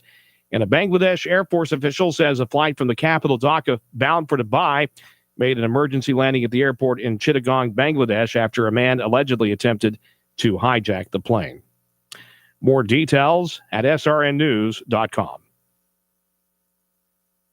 Do you suffer from lower back pain? Do you ache worse after sitting in a regular chair? Are you one of 80% of Americans who suffer debilitating back pain sometime in your life? Then you need to try the perfect chair at Relaxin' Comfort. Designed after the NASA G couch for astronauts, the perfect chair offers you comfort that no other chair can. Sitting in an average chair places over 8 times more pressure on your spine than standing. The effects of this over time cause the average person to shrink 1 to 2 inches, but not with the perfect chair. It's motorized and has individual elevation for the head and feet, providing you with every option you need for a pain-free experience. So try the perfect chair at Relaxin' Comfort and ask about no-interest financing. Mention the promo code American Adversaries and get 50% off Maloof bamboo bed linens pillows or essential oil sleep pillows all month. Relax and Comfort is family owned and operated and has locations in Winter Park, Windermere, Sanford, and the Villages. Go to relaxandcomfort.com or call 321-329-3118. Get your perfect chair and enjoy blessed relief and unparalleled comfort today. Hello, baby. Be here at 8. Don't be late. Oh, baby, you know what I like. Oh, Mike, what are you doing? I am getting ready for the karaoke contest on St. Patrick's Day. That's right, folks. The American Adversaries radio show will be live at the Tijuana Flats in the Winter Springs Town Center Sunday evening, March the 17th from 5 to 8 for our first karaoke contest. Compete for fabulous prizes or just come to watch and join in on the fun. After listening to Mike, I'm hoping someone in our audience can actually sing. So tune up your vocal cords, grab your friends, and get in on our karaoke contest. You pick your song. March the 17th, 5 to 8 p.m., Tijuana Flats, Winter Springs Town Center. We here at the American Adversaries Radio Network are blessed to have great sponsors like Jerry and Janice Shepard, owners of Jerry's Mercedes-Benz Service Center. And if you have a Mercedes-Benz, you've been blessed to have them as your dealership alternative. With their professionalism and expertise and state-of-the-art technology and facilities, they provide the best of service at the best price. Now, if you have a BMW, you have the same opportunity to have that friendly and reliable and affordable alternative to your dealer. Just like Mercedes-Benz owners who have taken advantage of this option, you BMW owners have a real alternative to high dealer prices and impersonal service. Jerry's MB is located just off Alafaya Trail, just north of UCF. So take that BMW to Jerry's, where they treat you and your car like royalty. Visit them at jerrysmb.com or call 407-366-6499. That's 407-366-6499. Jerry's MB is a proud sponsor of the American Adversaries Radio Show. Hi, this is Roxy Astor from Glow, one of the Park Avenue knockouts. When I'm not shopping or getting my nails done, I listen to the American Adversaries on AM 660, The Answer, WORL. These guys are the best when it comes to political professional wrestling. I'd step in the ring any day with these guys, but of course I'd win. Challenge accepted. Oh, that's right. Challenge accepted. All right, welcome back to the show once again. Thanks for tuning in tonight. That would be naked wrestling, right? Yeah, something like that. Okay. Mud wrestling, something like that. All right. I may not mind losing. That's it. That's Lair Adams along with Nostradamus and Aubrey Kahn and Kathy Santomassino. I am Christopher Hart. We're here live in the Relax and Comfort studios, and we had anticipated having Sunny join us here in the next half hour from California, but she is on her way to the Oscars. So we may just have to get with her next week and have her give us a report on the Oscars. Boring. Yeah. That's my report. Yeah. Boring. But she was inundated with snow again this week. Yeah, Jerry just came from his home in California where it snowed when he left. And that Jerry is Lair's brother. And Jerry was just telling me during one of the breaks that it snowed the day he left and that he had slipped and fallen on the ice. And got hurt. Where he lives. Yeah. So new conditions for people in California to get used to, at least according to John L. Casey. Going to have a lot more of that sort of thing. Speaking of California and getting used to things and the climate, have any of you seen the viral video of Dianne Feinstein's confrontation with the California kids? With the young kids. I heard it on the way over It here. looked like she might have converted to a Republican for a minute there. You know? Well, once again, it's all in the context that you view it in. The video that's gone viral, as usual, is only part of the actual video and event that happened. And it actually cut both ways. The viral video we're speaking about shows Dianne Feinstein with her arms folded across her chest, basically sort of chastising this group of what looks like 5th or 6th graders. And they're there and they've got their little signs, and one of them has something rolled up, a document or whatever rolled up, and they're there to plead their case for the Green New Deal. And Nancy in the viral video is shown lecturing to them that I've been here 30 years and I know how to do things, and you're coming in here to tell me it's your way or the highway, and I just can't accept that. She did say those things. But she also said, and this is what's not in the viral video, We have our own Green Deal, and we're working hard on it. And this is the one that we think we can actually get passed. That one's more aspirational. The one that you're talking about, this one is more practical. These are things that we can do now. And well, look at Kamala Harris, her statement. It's not about a cost. Right. Like, oh, just write your own check. Right. Spend. And of course, the viral video was being, making its way around Facebook and Twitter, primarily by conservatives. Look at this, Dianne Feinstein. How did you put it? Even looks like she's coming around. Once again, if you see the full video, that's not entirely the case. She's simply saying that, we can't do everything in Congress in our own way. And the interesting thing, however, that some people have begun to notice that jumped out at me right away was who in the heck put these kids up to this and brainwashed them so badly that they go in there. Because one of the statements that, we only have 12 years to do this. And Diane saying, we're not going to get it done in 10 years. And so it's who put these kids into this political fray like this purposely to create some sort of impression, which was, once again, not the total correct impression. Has anybody ever heard of the phrase Hitler Youth? I mean, he kind of started this. I mean, they're falling right in line with it, just totally brainwashed children. They're doing it at a younger age. It's almost like doom or gloom.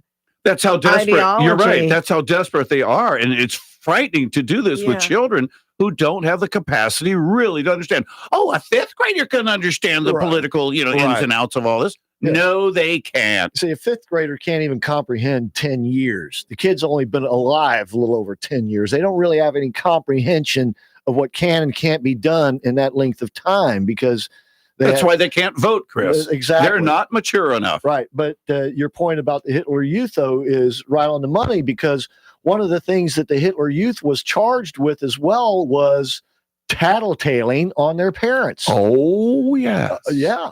They became the enforcers that, would, in essence, enforce the law upon their parents. And that's what the liberal left is trying to do with youths like these kids. And the liberal left will listen to these children, just like the children during the Salem witch trials. Yeah. I will say this for Feinstein, at least she didn't fall entirely for it. In her own way, she tried to educate the kids a little bit in civics. She didn't educate them at all in terms of client science or anything like that. She agreed with them in that sense. She was simply disagreeing with them in terms of the logistics. And all of this has been lost in this video. And as I said, the video from a conservative standpoint looks pretty cool until you see the whole thing. So, it can cut both ways, this taking things out of context and misrepresenting things. And Feinstein was just being a realistic teacher in the moment. Well, and again, these children, like you say, had to be instructed by someone. I don't think their parents are telling this. I think there's a teacher that has formulated all the questions and everything these children had to ask. I think that there's the school is primarily behind it. But in a case like this, Dennis, you guys, y'all had kids in school. Generally chaperones go along with this, and the chaperones are generally parents. They normally are. But what I'm thinking is they're taught this in the classrooms. You remember? Oh, yeah. When Al Gore was talking to a group of middle schoolers, I believe it was, might have been high schoolers. And he told them, you kids know things that your parents don't. Right. How backwards is that? Well, once again, it gets to that notion of using the kids as the enforcers. And if not that, at least indoctrinating them to when they do get old enough to vote. Ultimate propaganda. Right. That they're going to fall and toe in line. So what kind of an education? What does that word do for us here? Education. Right. Does education include propaganda? I didn't think so. Right. And so whoever orchestrated this, I don't know how it was sort of turned against them. But at the end of the day, the real thing to take note here is the use of these kids, because somebody wanted this to get out there. Somebody, it was orchestrated, right? And they wanted it on their Facebook page or whatever. And obviously, when you put things like that up there, you want them to go viral. You want as many people to see them as possible. That's the whole purpose of the doggone thing. And when you do things like this anyway. And so it obviously didn't go the way they wanted it to go. But the point I'm trying to make is, how is it that the kids are being allowed to be used and manipulated in this kind of sense? And didn't we have the same at the high school down here with the shooting? Yeah. All right. And what about what's happening in Oregon? Well, two gentlemen, think about this. The media was aware of this before it happened. So I think this goes deeper. I think the media knew exactly what this group of kids was going to do. I think that's why they were there. But again, what's happening in Oregon, where the Democrats have been brainwashing kids in school for years, and they want to lower the voting age to 16. There are some weird things coming out of Oregon, that's for sure. By the way, I just got this from our colleague Carl Jackson, who is going to be at the event at the Callahan Neighborhood Center on Wednesday evening. It's open to the public at 6:30. You're invited. The group that we're talking about of these kids. They're called the Sunrise Movement, and they're the same people that they also went to protest at Nancy Pelosi's office with AOC, and Pelosi wouldn't even see them. See, Pelosi was a little bit smarter than Feinstein. Mm-hmm. She wouldn't even let them in the door. But I believe they also camp outside Mitch McConnell's office. And when I mean camp outside, I mean that literally.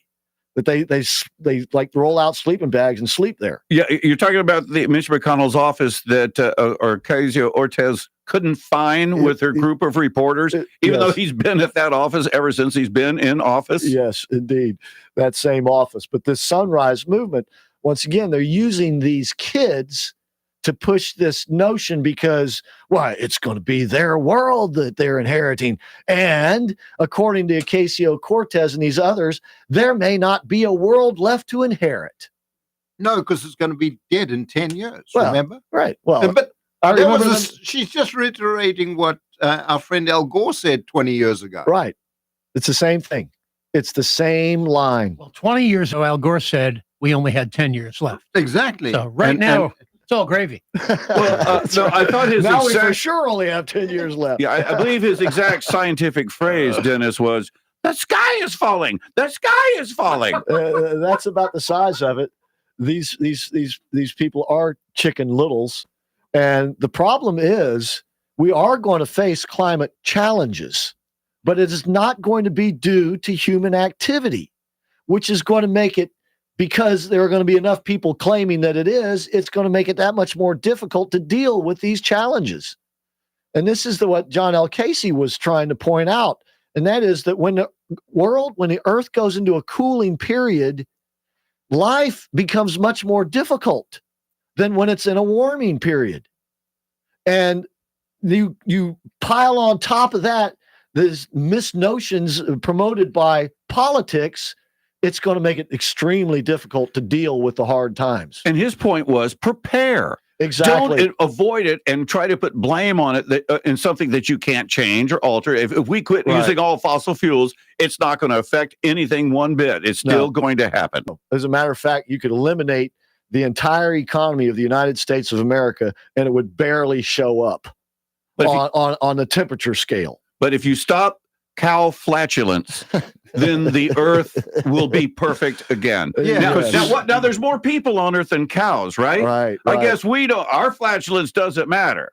Any other animal's flatulence doesn't matter. All flatulence matter. Okay. Right. Especially in this room. Have you ever been in an elevator? Oh boy. Okay. I beg to differ. But wait, how is that not polluting? Not with cow flatulence in the elevator. But cows are. How about the bear in the woods? He doesn't, but no, that's okay. All the other animals, which are wonderful, their flatulence is okay. Just not cows. Because you're not in the woods with the bear. What about chickens? What about alligators? Chickens are I've seen bubbles come out of alligators.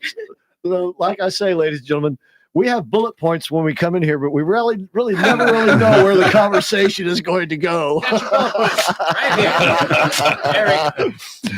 All right. We do have to take a break. We come back. We got Alfred's on the line. We got an update on a story about Martina Navratilova, and political correctness has reared its ugly head again.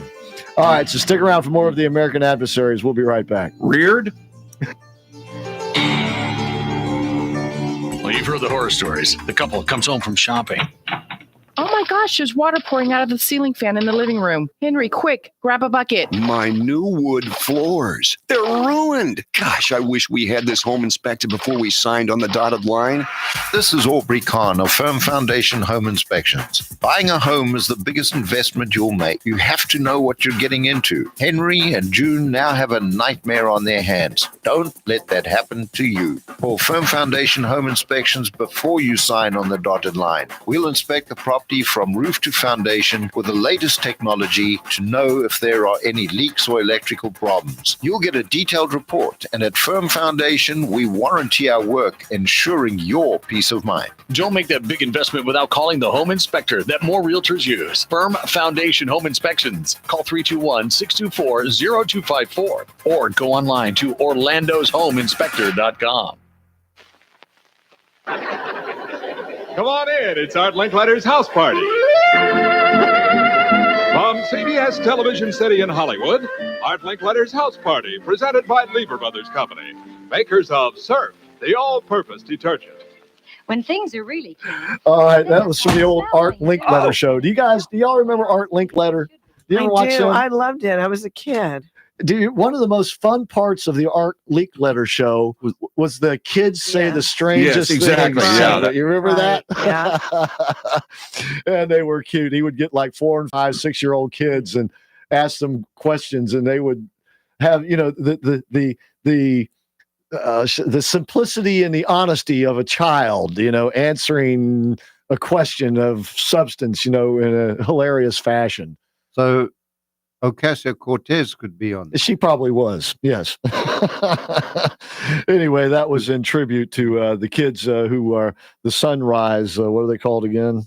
Sunrise Movement, being used to try to forward a political agenda. And you're absolutely right. The Parkland kids were being used the same way. And it was far more confrontational the way they did it.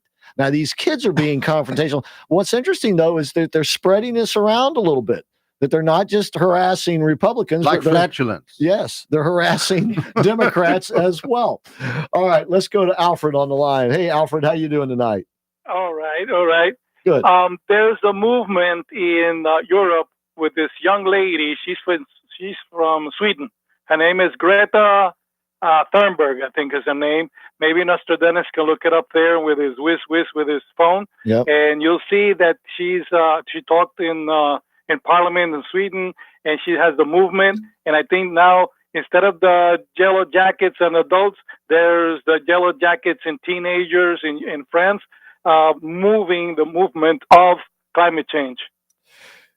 So probably they're getting it over here also. Evidently, that's exactly what's happening. Yes. That they're using children to promote their political agenda because they're much more sympathetic figures. Exactly. This young lady is very articulate, and Right. she speaks in English and Swedish and all that. Right. And she's getting people's ears. She's getting into people's ears. Yeah. And they're also trying to appeal to the younger voters out there to get them Exactly. motivated and get them out and voting. And but yeah, it's an effort to use emotion once again, primarily to put forward a political agenda which has no basic in logic or fact. But that's the Democrat methodology. Right, of course. Indeed it is. Indeed it is. And what's different, though, is in the past, they would refer to children, but, like the children, you're starving kids and stuff like that. But now what they're doing is they're using the kids as the actual pawns. Of the pawns to move things along. Exactly. And it may be the Parkland kids, they may have been the ones that changed that dynamic because they were certainly being used as pawns. Definitely they were. And most willingly so. And that's That's what makes them effective. Is that they're willing partners in this. Like if you watch this video with these little kids, and this is why Feinstein came off looking bad, is because the kids look so innocent and believable. Right. Don't you just want to just love on them and say, yeah, right? They concern. Get him a teddy bear, and then you pat him on the head. And Yeah, but it's what do they say in Hollywood? Never take a part with a kid or a dog because they'll steal the show, upstage it. Right. Yep. And they're trying to use that emotional element here, and we'll see how it works. we gotta be careful. We gotta be careful. Yep. Indeed. Yep. All right. Okay.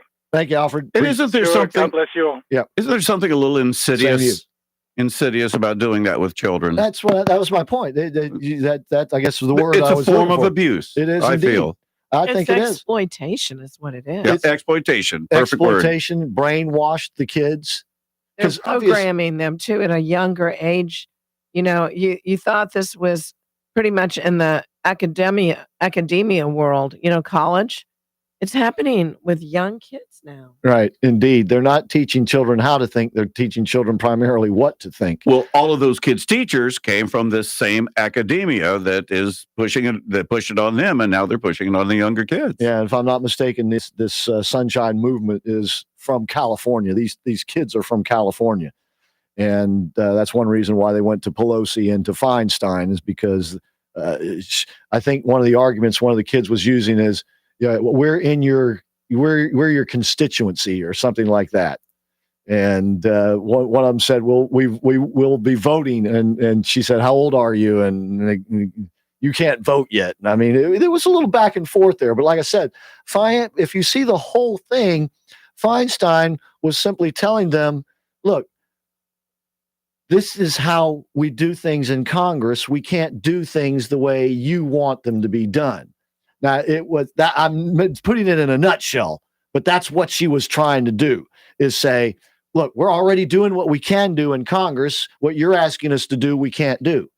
Now, she didn't say it like that, but that's what she was meant. That's what the meaning of what she was saying was. So let's go to Dave. He's on the line now. Dave, thank you for calling tonight. We appreciate you being out there on a Sunday for us. Yeah. Hey, I know you guys were talking about what kids are getting taught in school. Yeah. I have a 9-year-old. He goes to Aloma Elementary School, which is right by where you guys had that Freedom Expo. Yes, that's right.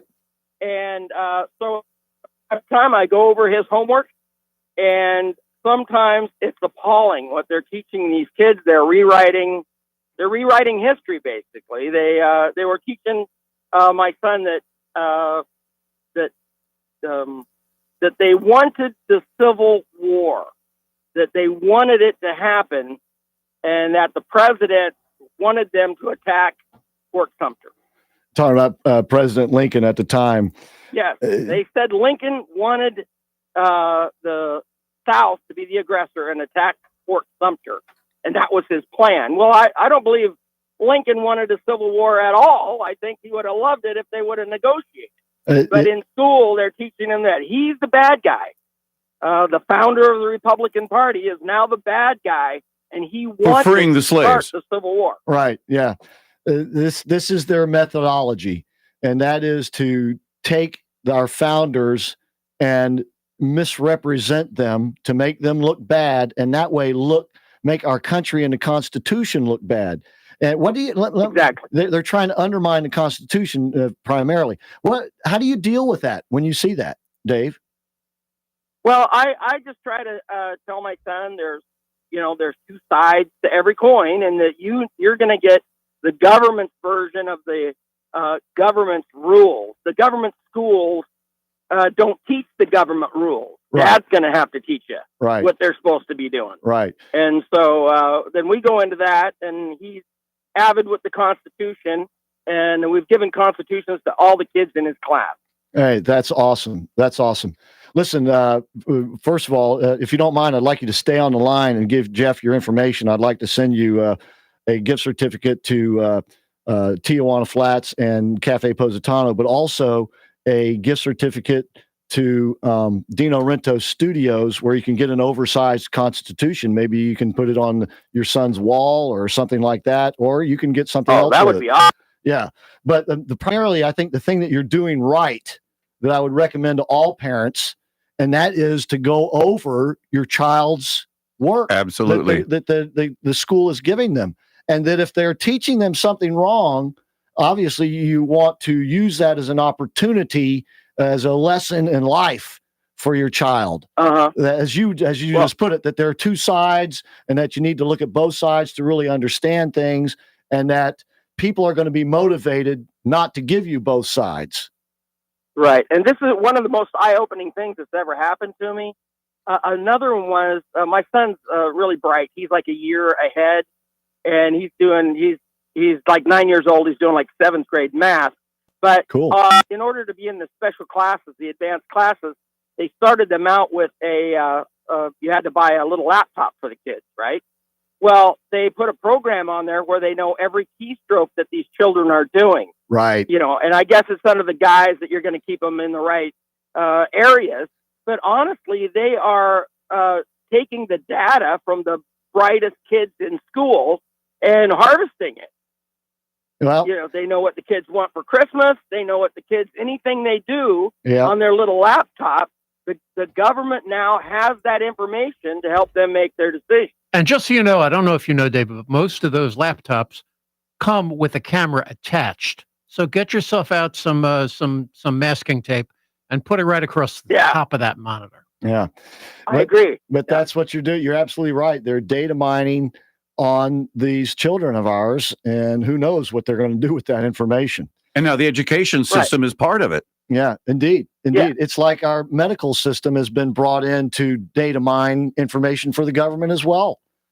Kathy and I were at an event last night where we were talking to a dermatologist, and he was explaining all the questions and things that he has to ask his patients have nothing to do with their health, much less dermatology, that he has to collect this data and pass it on to the government. Is it stuff like, do you have a gun at home?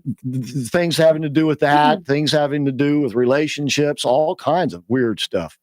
All right, Dave, got to go, but thank you for your call, and keep up the good work with your son. And once again, please stay on the line and give Jeff your information. I will. Thank you so much. All right. And, just once again, to parents out there, you have to be diligent. You have to do your due diligence, especially if you have a child in public school. But I would say a child in any school. If you're not homeschooling your kid, you need to know what the kid's being taught. All right. You need to be in on it. All right. We got another hour to go with the American Adversaries radio show. And thank you for tuning in. Once again, we are up and live on Facebook on YouTube. And we'll try to get it up on Facebook. We'll be right back. To the thief. There's too much confusion. News, opinion, passion. FM 105.5, AM 660. The Answer. WORL, Altamont Springs, Orlando. A service of Salem Media Group. It's 7 o'clock. News this hour from townhall.com. I'm Gordon Griffin. President Donald Trump says he will extend a deadline to escalate tariffs on Chinese imports, citing substantial progress in weekend talks between the two countries.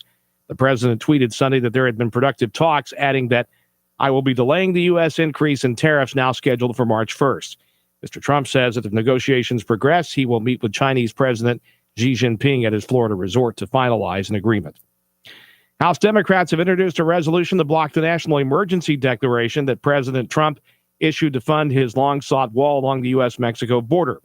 Friday's move sets up a constitutional fight that could result in Mr. Trump's first veto. White House Press Secretary Sarah Sanders tells the Salem Radio Network that he has every right to declare an emergency along this country's southern border. We're fully prepared to defend the president's authority in this matter. We know it's nothing more than a politically motivated effort aimed at trying to stop the president from using his clear authority to secure the border to protect the people of this country. Correspondent Bob Agnew reports about a viral video that shows a group of children confronting Senator Dianne Feinstein, demanding that she vote for the radical Green New Deal. Sure, there's an apparent rift between older liberals and young progressive Democrats, but this young? Some scientists have said that we have 12 years to turn this around. But Feinstein told the crowd the Green New Deal really has no chance of passing. I've been doing this for 30 years. I know what I'm doing. A fact that didn't cut much ice with one young girl in the crowd who told the 85-year-old Feinstein, It doesn't matter. We're going to be the ones who are impacted. a Senate vote may soon widen the climate divide among Democrats. Bob Agnew reporting. British Prime Minister Theresa May has delayed a vote on her Brexit deal in the Parliament, saying that it should take place by March 12th. More on these stories at townhall.com. With an outdated website and poor Google rankings, your competition is getting your potential customers. You need a marketing company who treats you like family. At JJC Marketing Solutions, we provide state-of-the-art websites, search engine optimization, and social media campaigns that work. Call me, Matt Buff, at 321-765-7710 and mention this ad to get your first month free. At JJC Marketing Solutions, we will make your website awesome again. We will make your social media work again. And yes, we will make your online marketing great again. Visit jjcmarketingsolutions.com or call 321-765-7710 today. Hello, baby. Be here at 8. Don't be late. Oh, baby, you know what I like. Oh, Mike, what are you doing? I am getting ready for the karaoke contest on St. Patrick's Day. That's right, folks. The American Adversaries radio show will be live at the Tijuana Flats in the Winter Springs Town Center Sunday evening, March the 17th from 5 to 8 for our first karaoke contest. Compete for fabulous prizes or just come to watch and join in on the fun. After listening to Mike, I'm hoping someone in our audience can actually sing. So tune up your vocal cords, grab your friends, and get in on our karaoke contest. You pick your song. March the 17th, 5 to 8 p.m., Tijuana Flats, Winter Springs Town Center. In a time when all seemed lost, a voice rose from the wilderness, a voice rooted in our unique form of government. A confident voice filled with hope and inspiration that grows louder and louder while articulating the truth for all to hear. It is the voice to be reckoned with.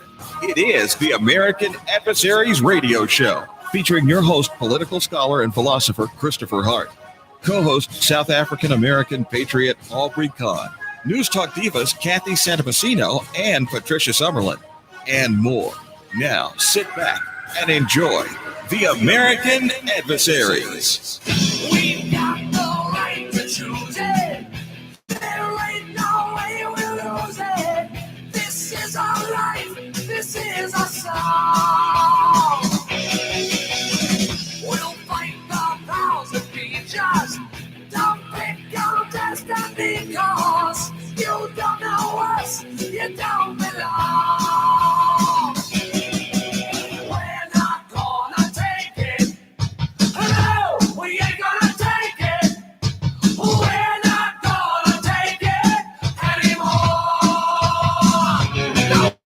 All right, welcome to hour number 3, Yes Way, of the American Adversaries Sunday evening 3-hour classic tour. And we got the fearsome foursome in with us again tonight. That'd be Lair, Adams, Nostradamus, myself, and Jeff. We were the original 4. We also have Kathy Santamassino and Aubrey Kahn in the studio. 407-774-8255 is the number. And our California gorgeous lady of wrestling is on her way to the Oscars. And she may be able to check in with us briefly, maybe not. Who is she wearing? Ooh, that's what we'd like to see. Yeah, the red carpet. That's part of the fun of the Oscars. Man, ABC has really been blanketing the airways or whatever today with coverage of the Oscars. They had like a 2 or 3 hour. Because nobody cares. That's what it is. Red carpet thing this morning. They got the red carpet thing, I guess, going on right about now. And then they'll finally have the actual award ceremony, I guess, start at 8 o'clock. Remember when they had 4 pictures up for Best Picture? What are there, 12 this year? Is that right? Yeah, but what are the people that talk about? They're just going to blame Trump for everything. We'll see. We'll see. Maybe they'll turn over a new page with the Jesse Smollett thing fresh on their minds. They have pages? And they don't have a host for the first time. It's going to be kind of what weird not to have a host. Aubrey, you raise an interesting point. I wonder if someone tonight is going to talk about what a shame it is that we're just attacking Jesse Smollett. That's it's there is going to be a call for support. They probably could for get a fellow actor. You could probably get a betting line on that. I would imagine that's right. It probably will happen. Maybe they'll have a moment of silence for him or something like that. All right. No moments of silence around here, though. So we'll try to get with Sunny. If not, we'll, of course, talk to her next week about her experience at the Oscars. In the meantime, Johnny is on the line and wanted to comment about something that David said in making his point about what his child is learning at school here locally. Johnny, thank you for calling. Thank you for being there. Yes. Yes, sir. Go ahead. Yes. I wanted to talk about one of the reasons, maybe a possibility of the Civil War. Okay. And, the South at that time, textiles, with cotton was big. Yep. So one of the reasons was, I think England, they started to go to India at that time. They pushed for, that's when I've lost my train of thought. Well, that happens to me around here too sometimes. So you're trying, what you're saying is there were economic reasons? Is that what you're leading up to? Economic reasons is why they pushed. It was the central bank that pushed for that. Push for what? I'm sorry. They took away the money for the central bank for the South. Okay, so what you're saying is that they were depriving the South of economic activity. Yes. Okay. And that's what pushed. I do know the U.S. into that. Okay. I had not heard that was the primary focus, but I did know that there were economic things that, just like in any economy, especially an economy where technology is beginning to develop. You had the cotton gin and steam engines and stuff like this, that economic changes were being made. But I don't think that was the primary reason why the South went into war with the North. However, it's the money changers. However, it's the money changers. It's the central bank. What I was going to say is, however, that would have exacerbated the tensions between the two factions. And basically, it was political factions that were defined by regional factions. In other words, it was primarily, as we now know, Republicans against primarily Democrats. But it was European also factions stopped taking the money from the South. That's what I mean. It was you had it's money. It's the money changers. I understand, and what you had was, and this is one reason why the South had their own currency. But this exacerbated tensions that were already there. And one of the reasons why the Europeans did that was because of the slave trade that they were protesting here. So you had politics and economics, as usual, all intertwined with one another. Yeah. And you're absolutely right that it had a bearing on the situation. But Lincoln did not want to get rid of the slavery. That wasn't his. You're absolutely right. That was not his primary focus. Within our own system, why didn't it work out? Why didn't what work? It's because of outside influences. Okay. All right. Money changers. All right. I see what you're saying. Okay. All right. Well, I appreciate it, Johnny. Well, yeah. Wait a minute. Yeah. This is much deeper. This is way deeper. How's that? In my opinion, and I think it goes on today with the money changers. What exactly? The central bank is the main problem of all our problems. Well, I don't know if I'd go that far. I'd say they're probably more a symptom than the cause, but they do play. The central. We don't even know who when it comes to the Federal Reserve, we don't even know who the shareholders are. Well, they certainly, and the president has called for an audit of the Federal Reserve. We should certainly have that sort of thing. And I'm not trying to say it's not going to happen. Well, maybe it's not going to happen. Probably not. But he's got to get Congress on our side. Well, and that's up to us. How are we going to do that? Well, that's up to us. They're all bought. They're all bought by the money changers. All right. Well, point well taken, Johnny. I appreciate it. Thank you so much for calling. Appreciate it. Okay. That's it. That's up to us to elect people that are on the same page. I mean, Rand Paul and his father, Ron, calling for audits for the Fed for how many decades now?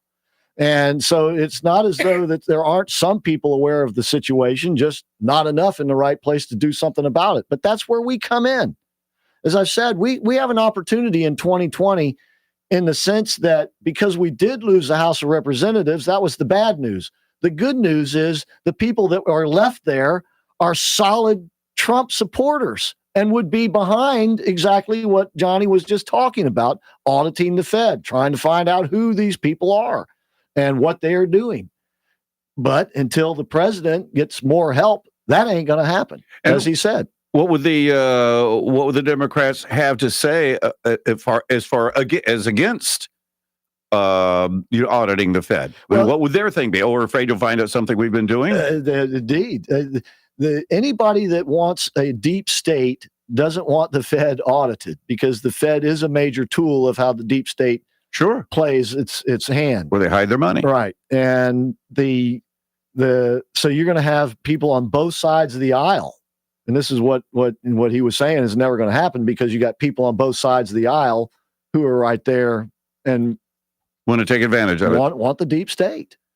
And we see that. And as I said, we're going to see some of these names in the Senate are going to be revealed this week when they have that vote, presumably, if the House goes through with it. And I don't see any reason why they won't.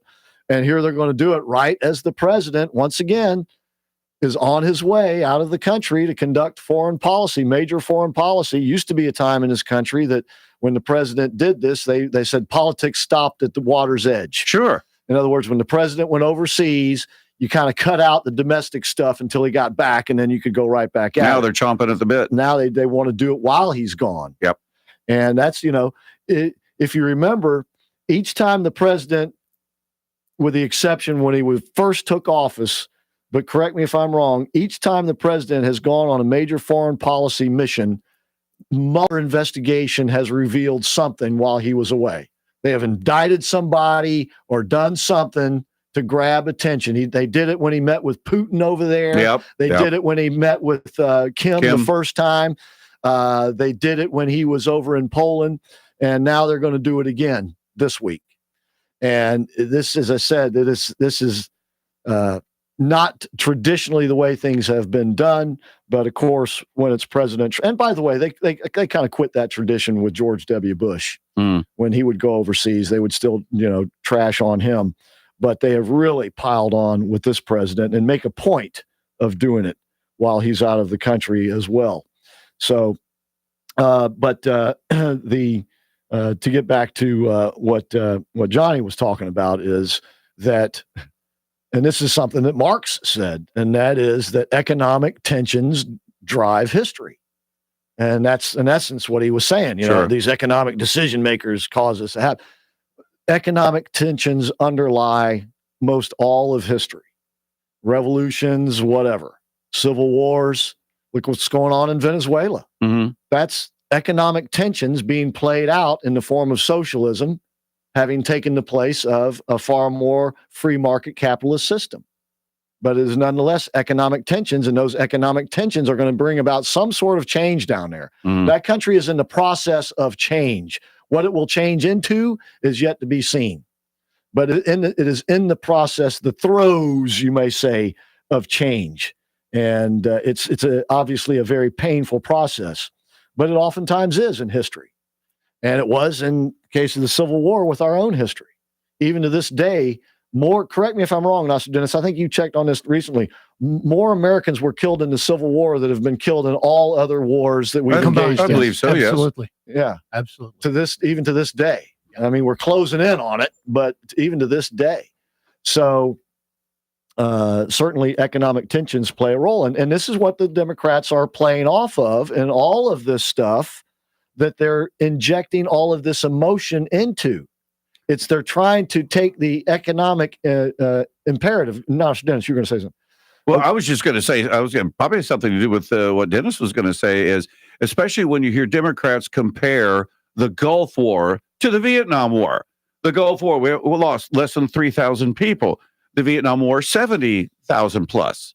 And it's in terms of sheer yeah. bodies, World War I was the bloodiest war worldwide of all time. Worldwide. It eclipsed World War II. Yes, that's right. It went on for a little bit longer and was fought on many different fronts. And because you had the clash of old military strategy against new modern warfare technology and techniques. Tanks were new and airplanes were just beginning to... primarily the machine gun. The machine gun. And the machine guns that the Germans had developed were very, very good weapons. And that stuff called poison gas, which kind of killed the people that sent it half the time. It oftentimes did, yes, depending on the fickle nature of the wind. which if you've ever played golf, can be blowing in your face in one instance and then you're back in the next, right? So we'll take a break. And when we come back, we got some other news for you, and we got some odd stories. Kathy's got some odd stories. Nostradamus has an update on a story that we gave you about Tina Navratilova a week or so ago. And it hasn't turned better for her. It's actually gotten worse. You're listening to the American Adversaries radio show, and it gets better and better because we're coming back.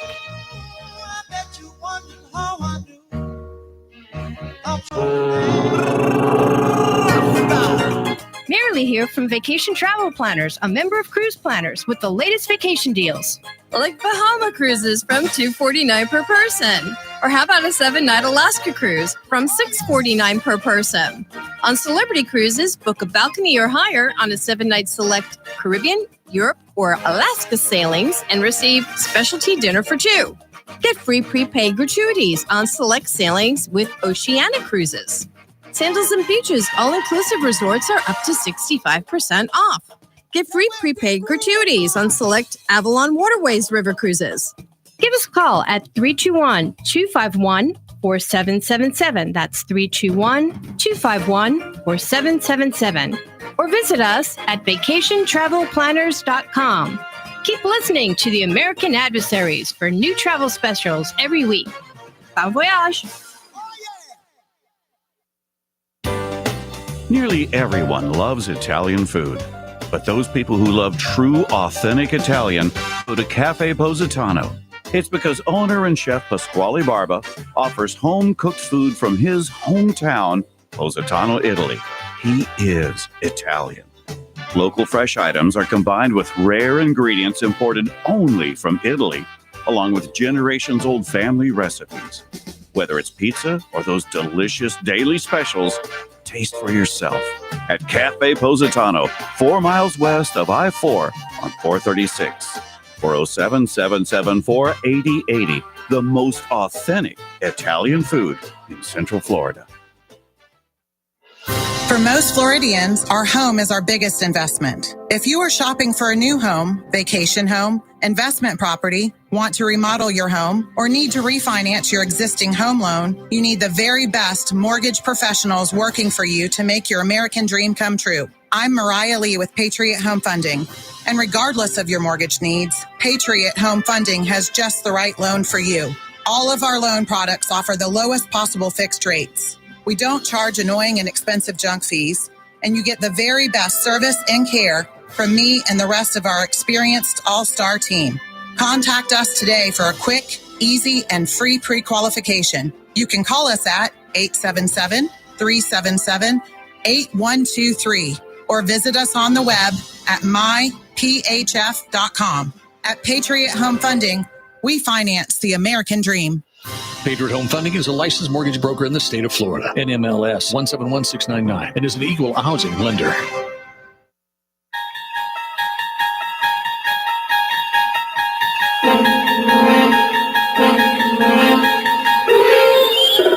Okay, welcome back to the show, ladies and gentlemen. I can't believe that we're already this deep into the show. It seems like we just walked up here, for heaven's sake.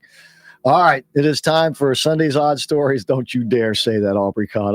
I can read your mind. It is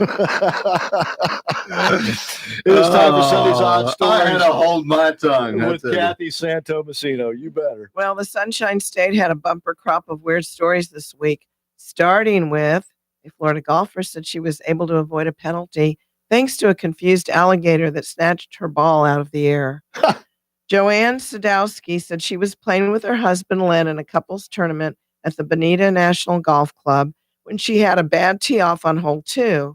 I shanked the ball to the right and it was heading to the water, she said. It was close to the gator's head. He saw it, jumped up, and caught it.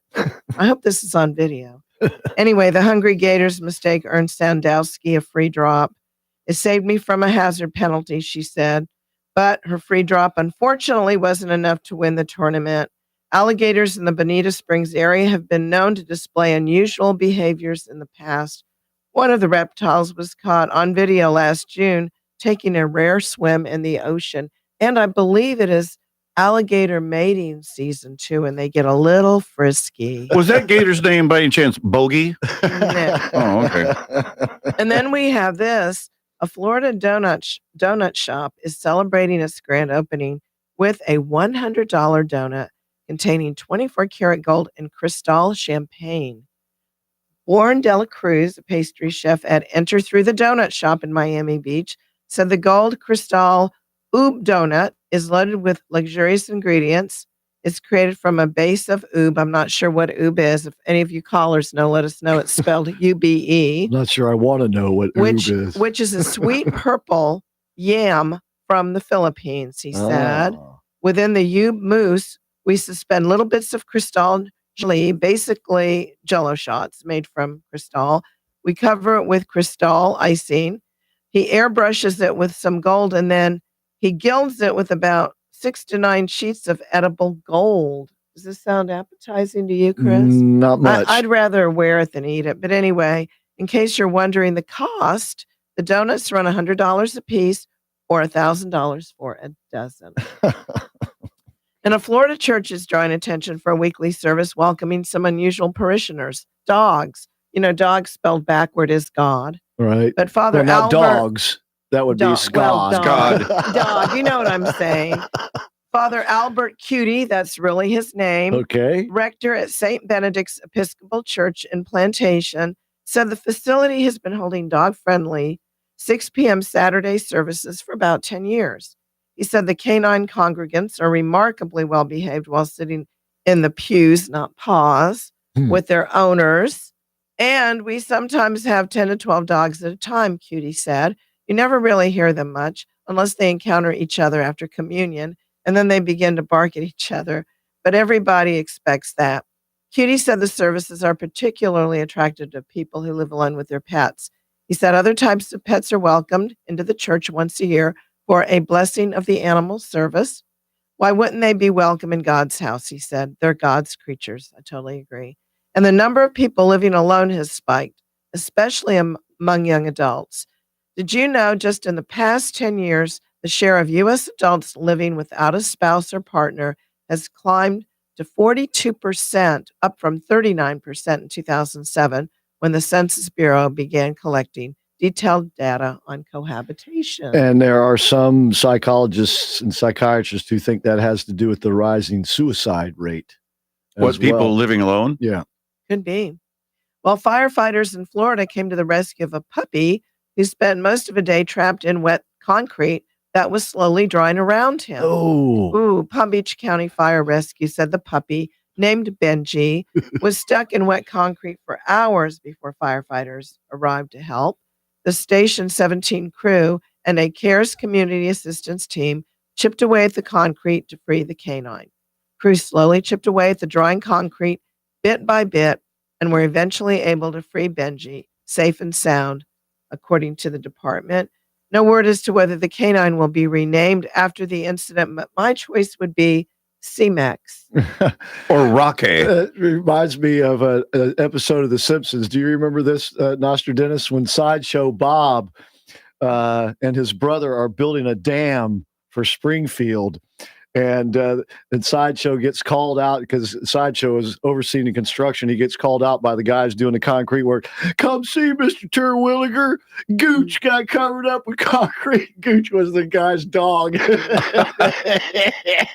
Oh, they didn't chip him out of it. Well, a New York driver evaded injury when a large wooden beam fell from an elevated subway platform and crashed through his windshield.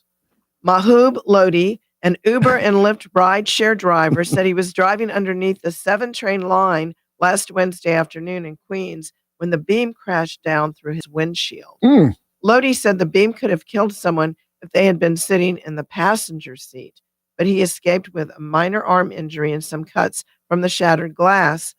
The Metropolitan Transportation Authority said the investigation is ongoing, but the beam is believed to have fallen from a worker or supply platform installed under the tracks.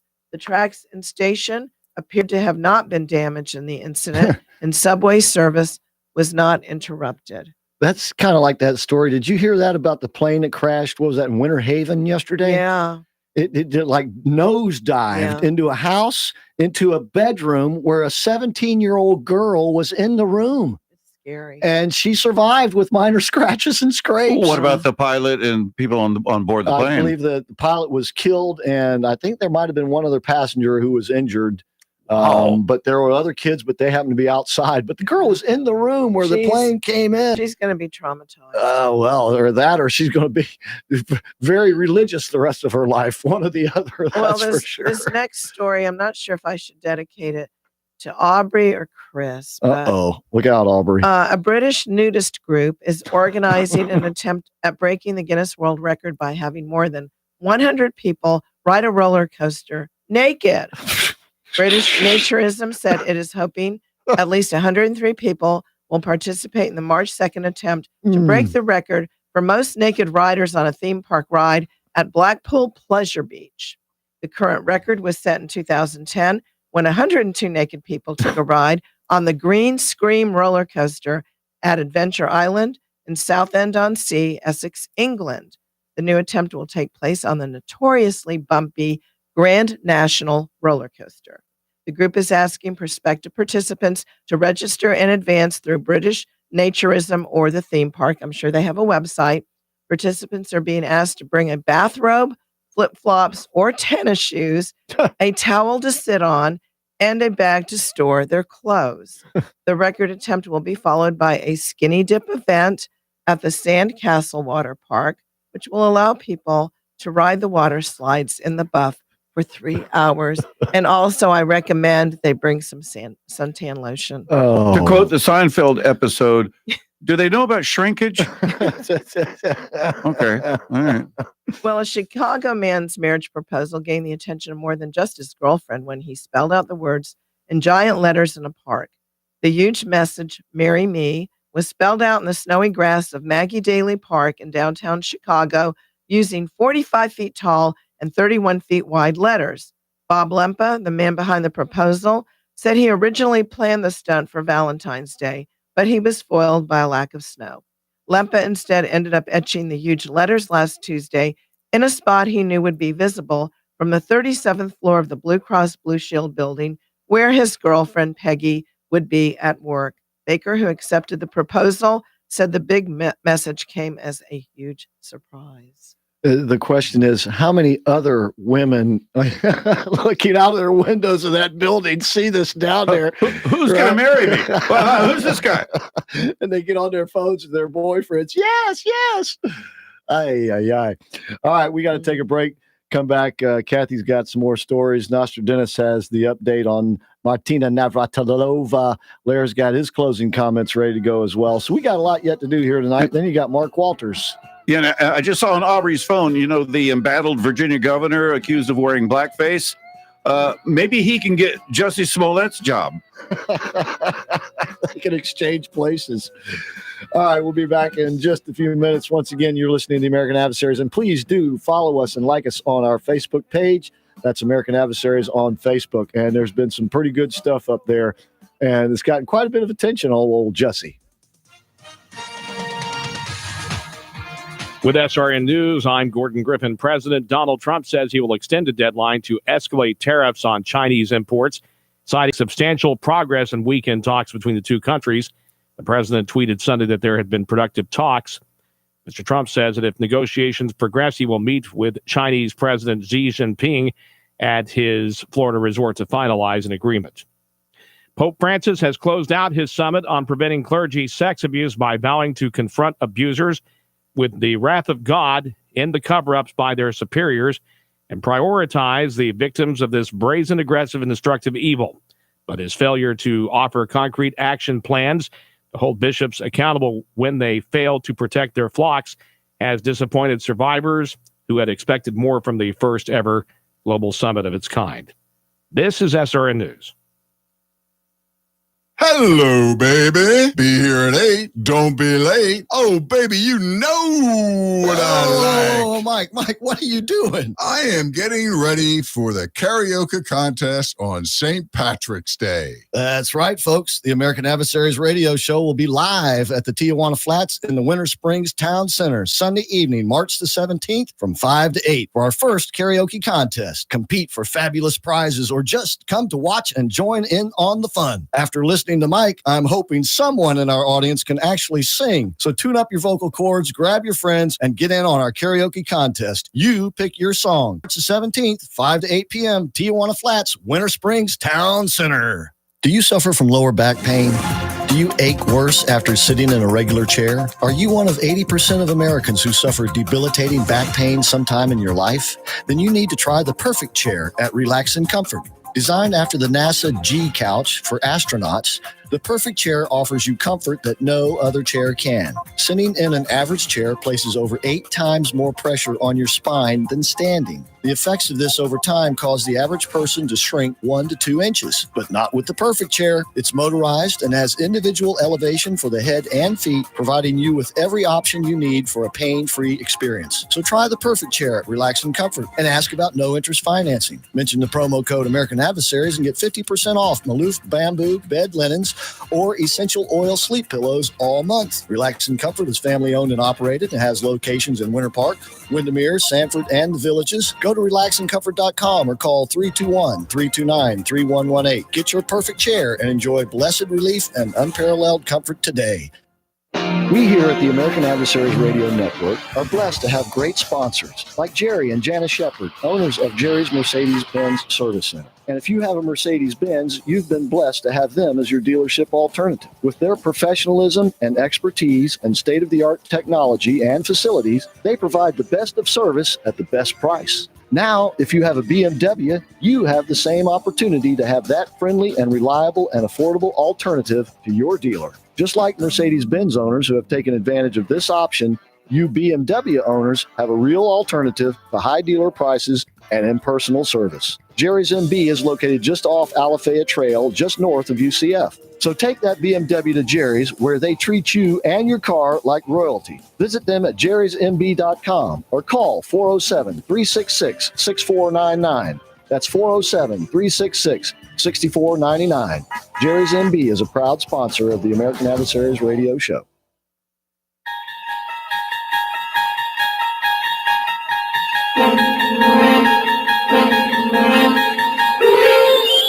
Okay, we're back, and it is Sunday night, and we are live from the Relax and Comfort studio. Got Kathy Sano-Messino, Nostra Dennis, Lair Adams, Aubrey Kahn, and myself, Christopher Hart. Jeff's on the bridge. 407-774-8255 is the number.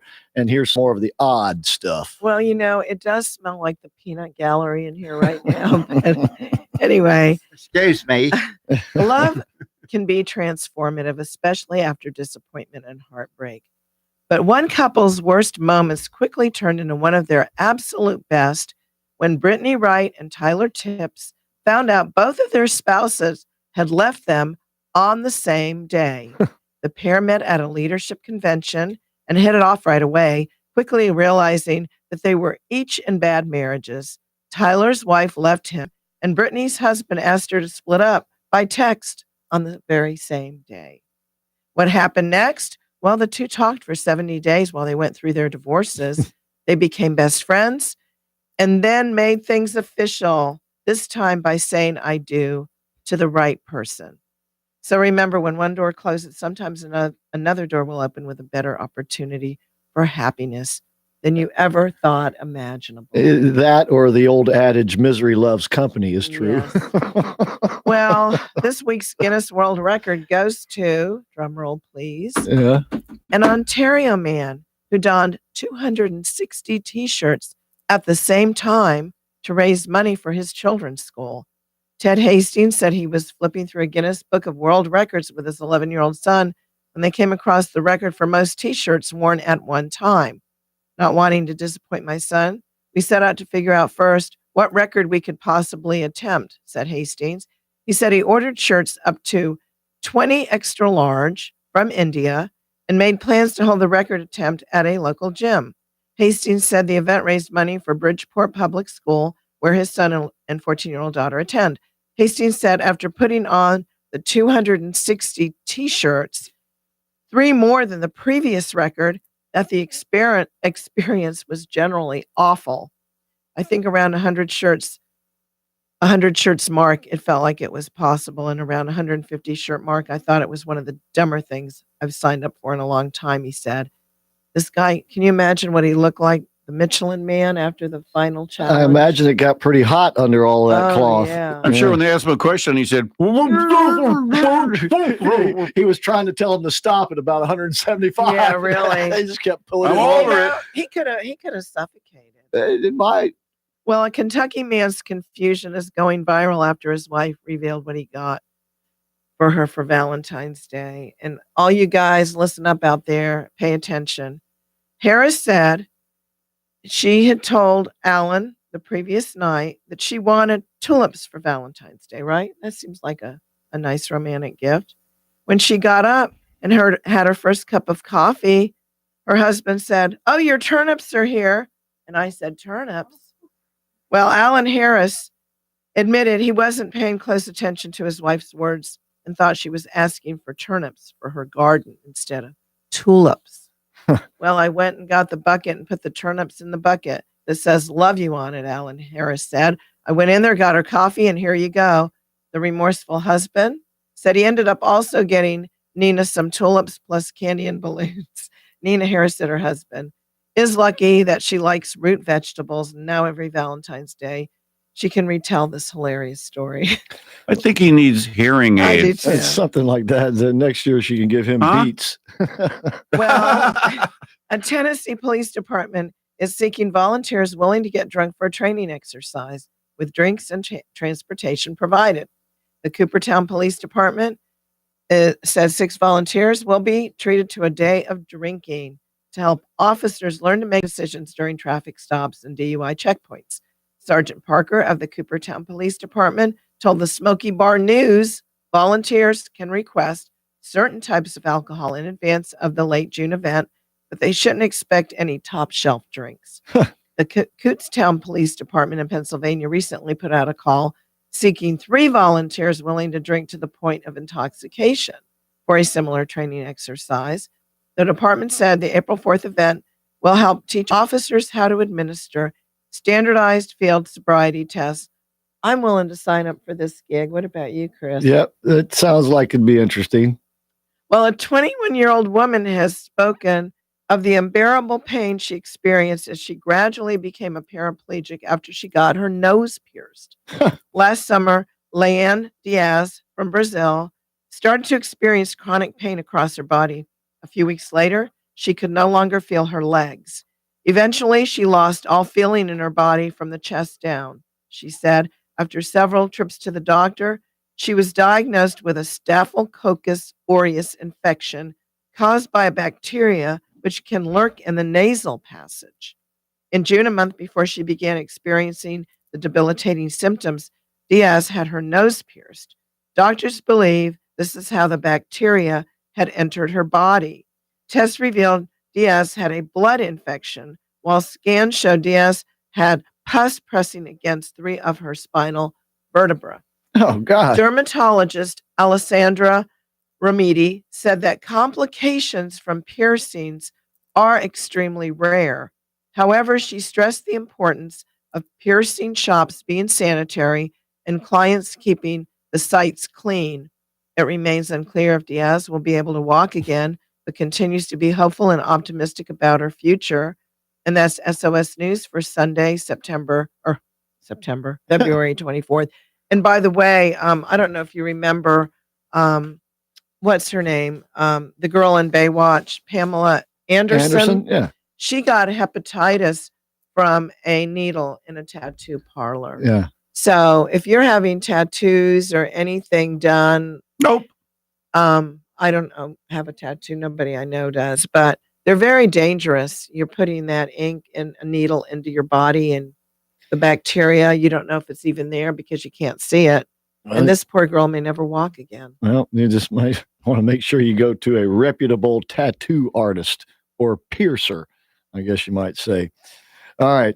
Nostradamus has got an update on a story that we gave you, what did I say, about a week or so ago, Nostradamus? Pretty recently, in fact. It was. Yeah, that's right. Let me just reach in here. Sorry, Lair. Grab a mic, yeah. Tennis legend Martina Navratilova is now in hot water, and the water is getting hotter with the LGBTQ community. Now, first of all, I'm just a heterosexual white guy who just loves women, so I really don't get shame on you. This whole group. Yeah, right. And it's not just called LGBTQ; it's now LGBTQ plus, right? Which is short for, and I wrote this down: LGBTQQIP2SAA. And you want to tell us what all that means? No, I don't. Because you can't say it on the radio. But it's lesbian, it's gay, it's bisexual, it's transsexual, and the Q could mean one of two things. It could either mean queer, right, which the homosexual community is taking back, right, because if they're taking back that word for themselves, exactly, or it could mean questioning, because she was being removed as an ambassador and from its advisory board, and noted that her comments were both transphobic and unscientific. You know what she has done is she has committed what I'll call the Jimmy the Greek sin. Do you remember Jimmy the Greek? Oh, yeah. Remember what he said? Yeah. He talked about black athletes and how they were anatomically, shall we say, superior. To because of their but basically he was talking about their muscles in their legs and thighs and things. But not at swimming, because he said they are less buoyant. That's buoyant. And he just, and every time he would try to apologize, he would like dig himself deeper into the hole. And it was kind of a tragic situation because it destroyed his life. He had a successful career with CBS. Now, he was known as being, shall we say, sometimes difficult to work with, but he was also very popular. And I believe curmudgeon was that would be appropriate word, yes. And but he was pretty good at what he did. He was entertaining, but when he did this, it destroyed his career. And she has kind of done the same thing with this group, and that is that she's saying these people have an advantage because of these physical attributes. Although in her case, obviously, it's easier to accept the point that she's making for most people anyway. Right. And not just her, but a lot of people in the LGB community really don't want the T in there because they don't believe that being transgender makes them a part of that same group. That's exactly right. There was a state committee woman in Baltimore recently who was chastised by her cohorts on her committee because she's a lesbian woman, and she was making the same point. And that is that a man can't just up and decide to be a woman and then expect to be and compete with women and have all the, so we say, accoutrements that come with that. And she was also objecting, I believe, to shall we say, co-ed bathrooms and things like that. Shouldn't they have on that list, Nick? That's the question mark. Yeah. All right. If making plumbing changes to your anatomy makes you a different gender, then I know someone who's going to have to give back a lot of gold Olympic medals. Yeah. All right. Okay. Let's take a break. When we come back, it is time already for Lair's closing comments, and we'll be back with just that.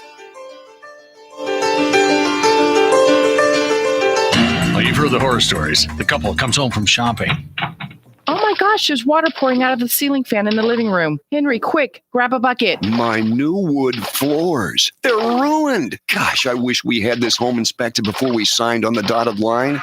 This is Aubrey Kahn of Firm Foundation Home Inspections. Buying a home is the biggest investment you'll make. You have to know what you're getting into. Henry and June now have a nightmare on their hands. Don't let that happen to you. Call Firm Foundation Home Inspections before you sign on the dotted line. We'll inspect the property from from roof to foundation with the latest technology to know if there are any leaks or electrical problems. You'll get a detailed report, and at Firm Foundation, we warranty our work, ensuring your peace of mind. Don't make that big investment without calling the home inspector that more realtors use. Firm Foundation Home Inspections. Call 321-624-0254 or go online to orlandoshomeinspector.com.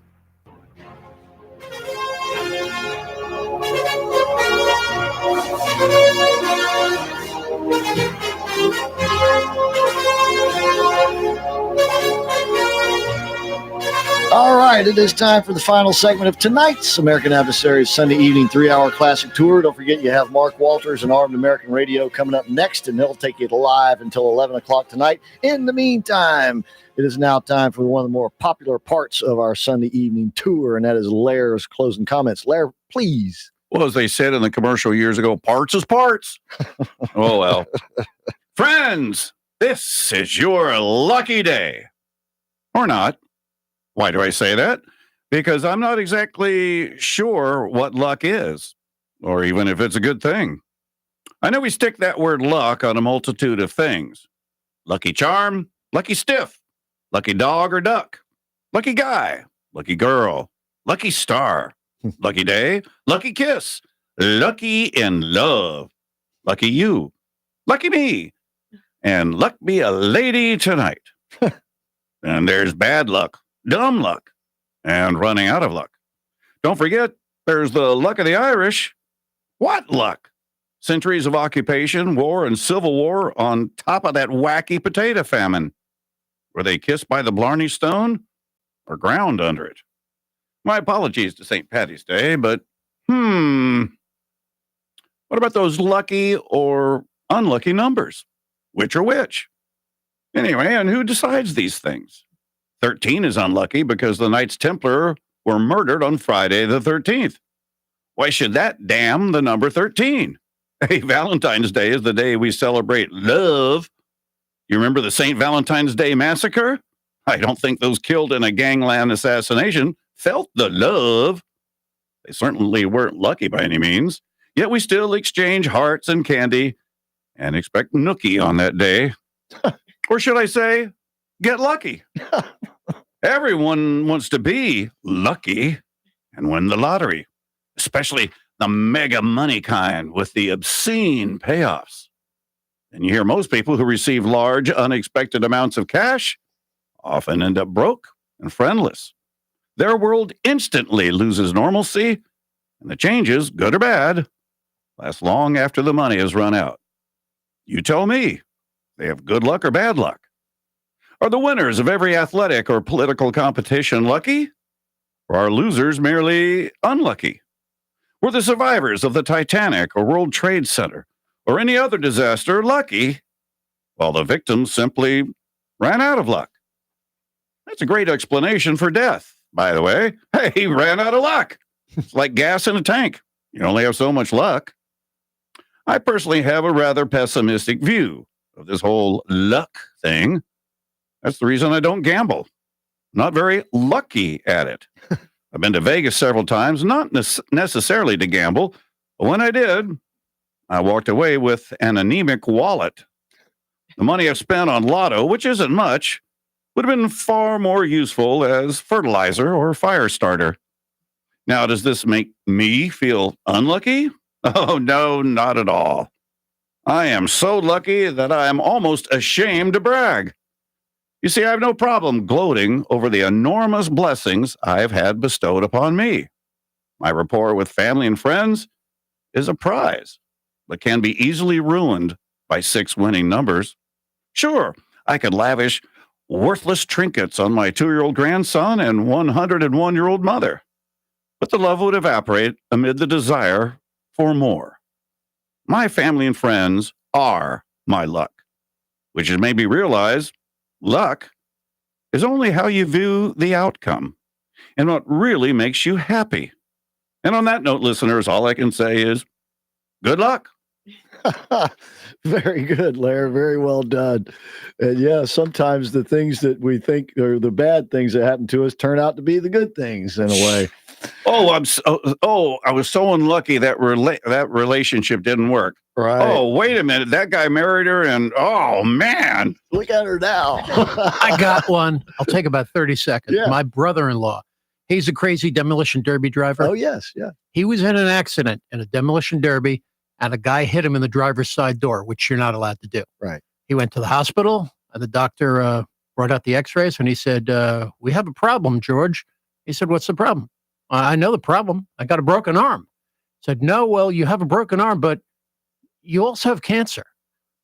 Had he not been in that collision, he wouldn't have known he had cancer or been treated for it. Wow. They wouldn't have caught it in time, odds are. Yeah. Talk about bad luck being good luck. Yeah. Wow. I tell you what, just thank your lucky blessings for every day, I guess, And right? Thank your lucky stars. Right. The luck of the draw. Did you include those? But it is all about the outcome, really. It is. well, and So just very what we well put. call luck, and how Exactly. we look at this whole luck thing. Something good happened to me. That must be luck. Yeah. Something bad happened to me. That must be bad luck. There was a And guy it's who had really bad luck. He got struck by lightning, and he became a world-renowned pianist. Did you hear about this guy? He Right. never could read a note of music in his life, and then he was able to. But play was the he piano. lucky? Was he lucky? Yeah. Or was it just something that happened? All right. Who All right. Sometimes knows? we make our own luck. That's true. All right. And it's up to the parties to make their own luck. And in then the is next- it luck?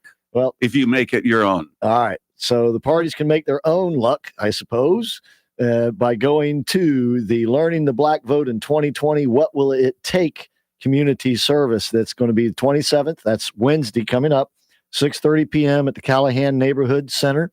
And this is a free event. The doors open at 6:30, as I said. And by the way, that's at 101 North Paramore. It's literally right downtown. And it's a nice building down there, great little venue. And this is for the Black vote. They're going to also do this again in the next month for the Hispanic vote. And it's an opportunity for, as I said, the parties to get out there and perhaps make their luck with these constituencies, and you're invited. So that's Wednesday, Callahan Neighborhood Center. Doors open at 6:30, and you're welcome to participate in that, as you are welcome to participate in our karaoke contest coming up 3 weeks from tonight, Winter Springs Town Center. And come out and join us. It's free. It's free to be in the contest, free to be in the audience, and it's going to be a whole lot of fun.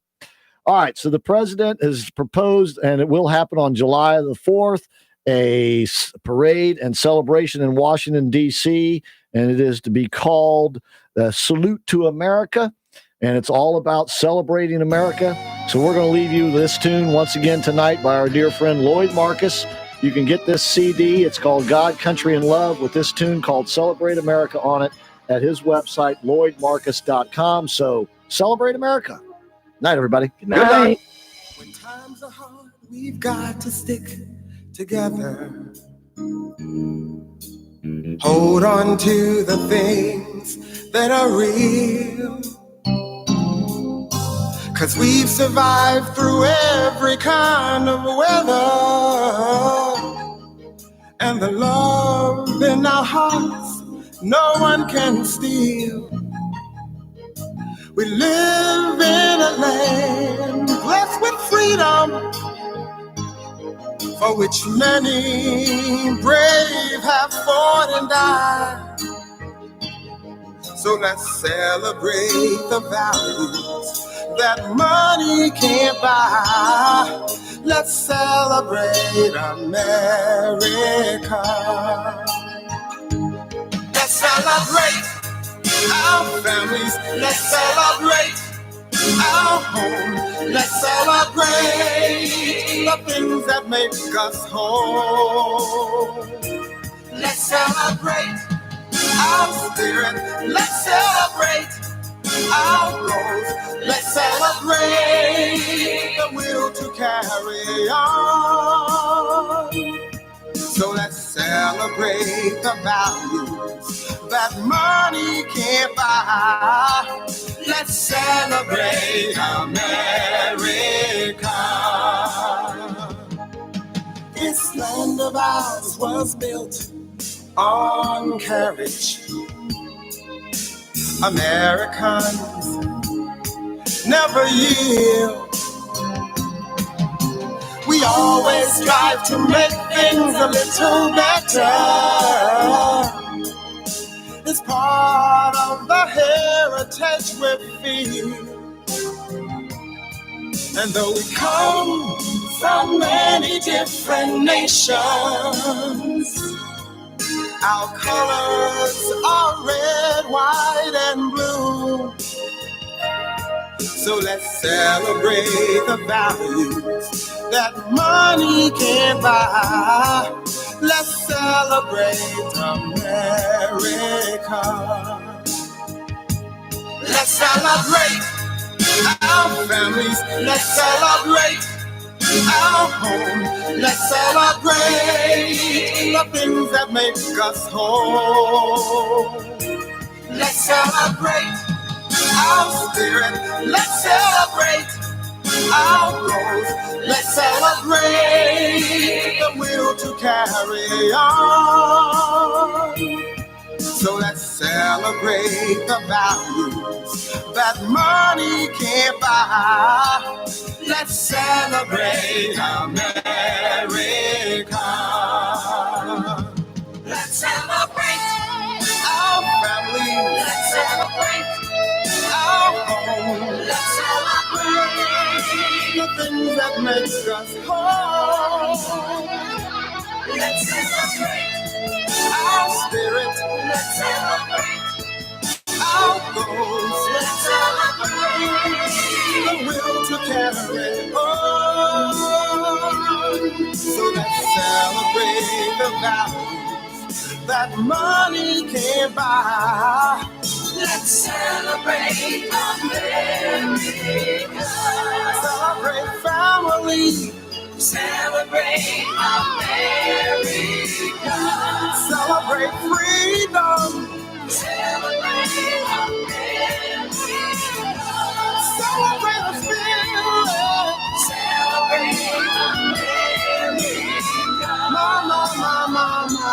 My country territory. Sweet land of liberty.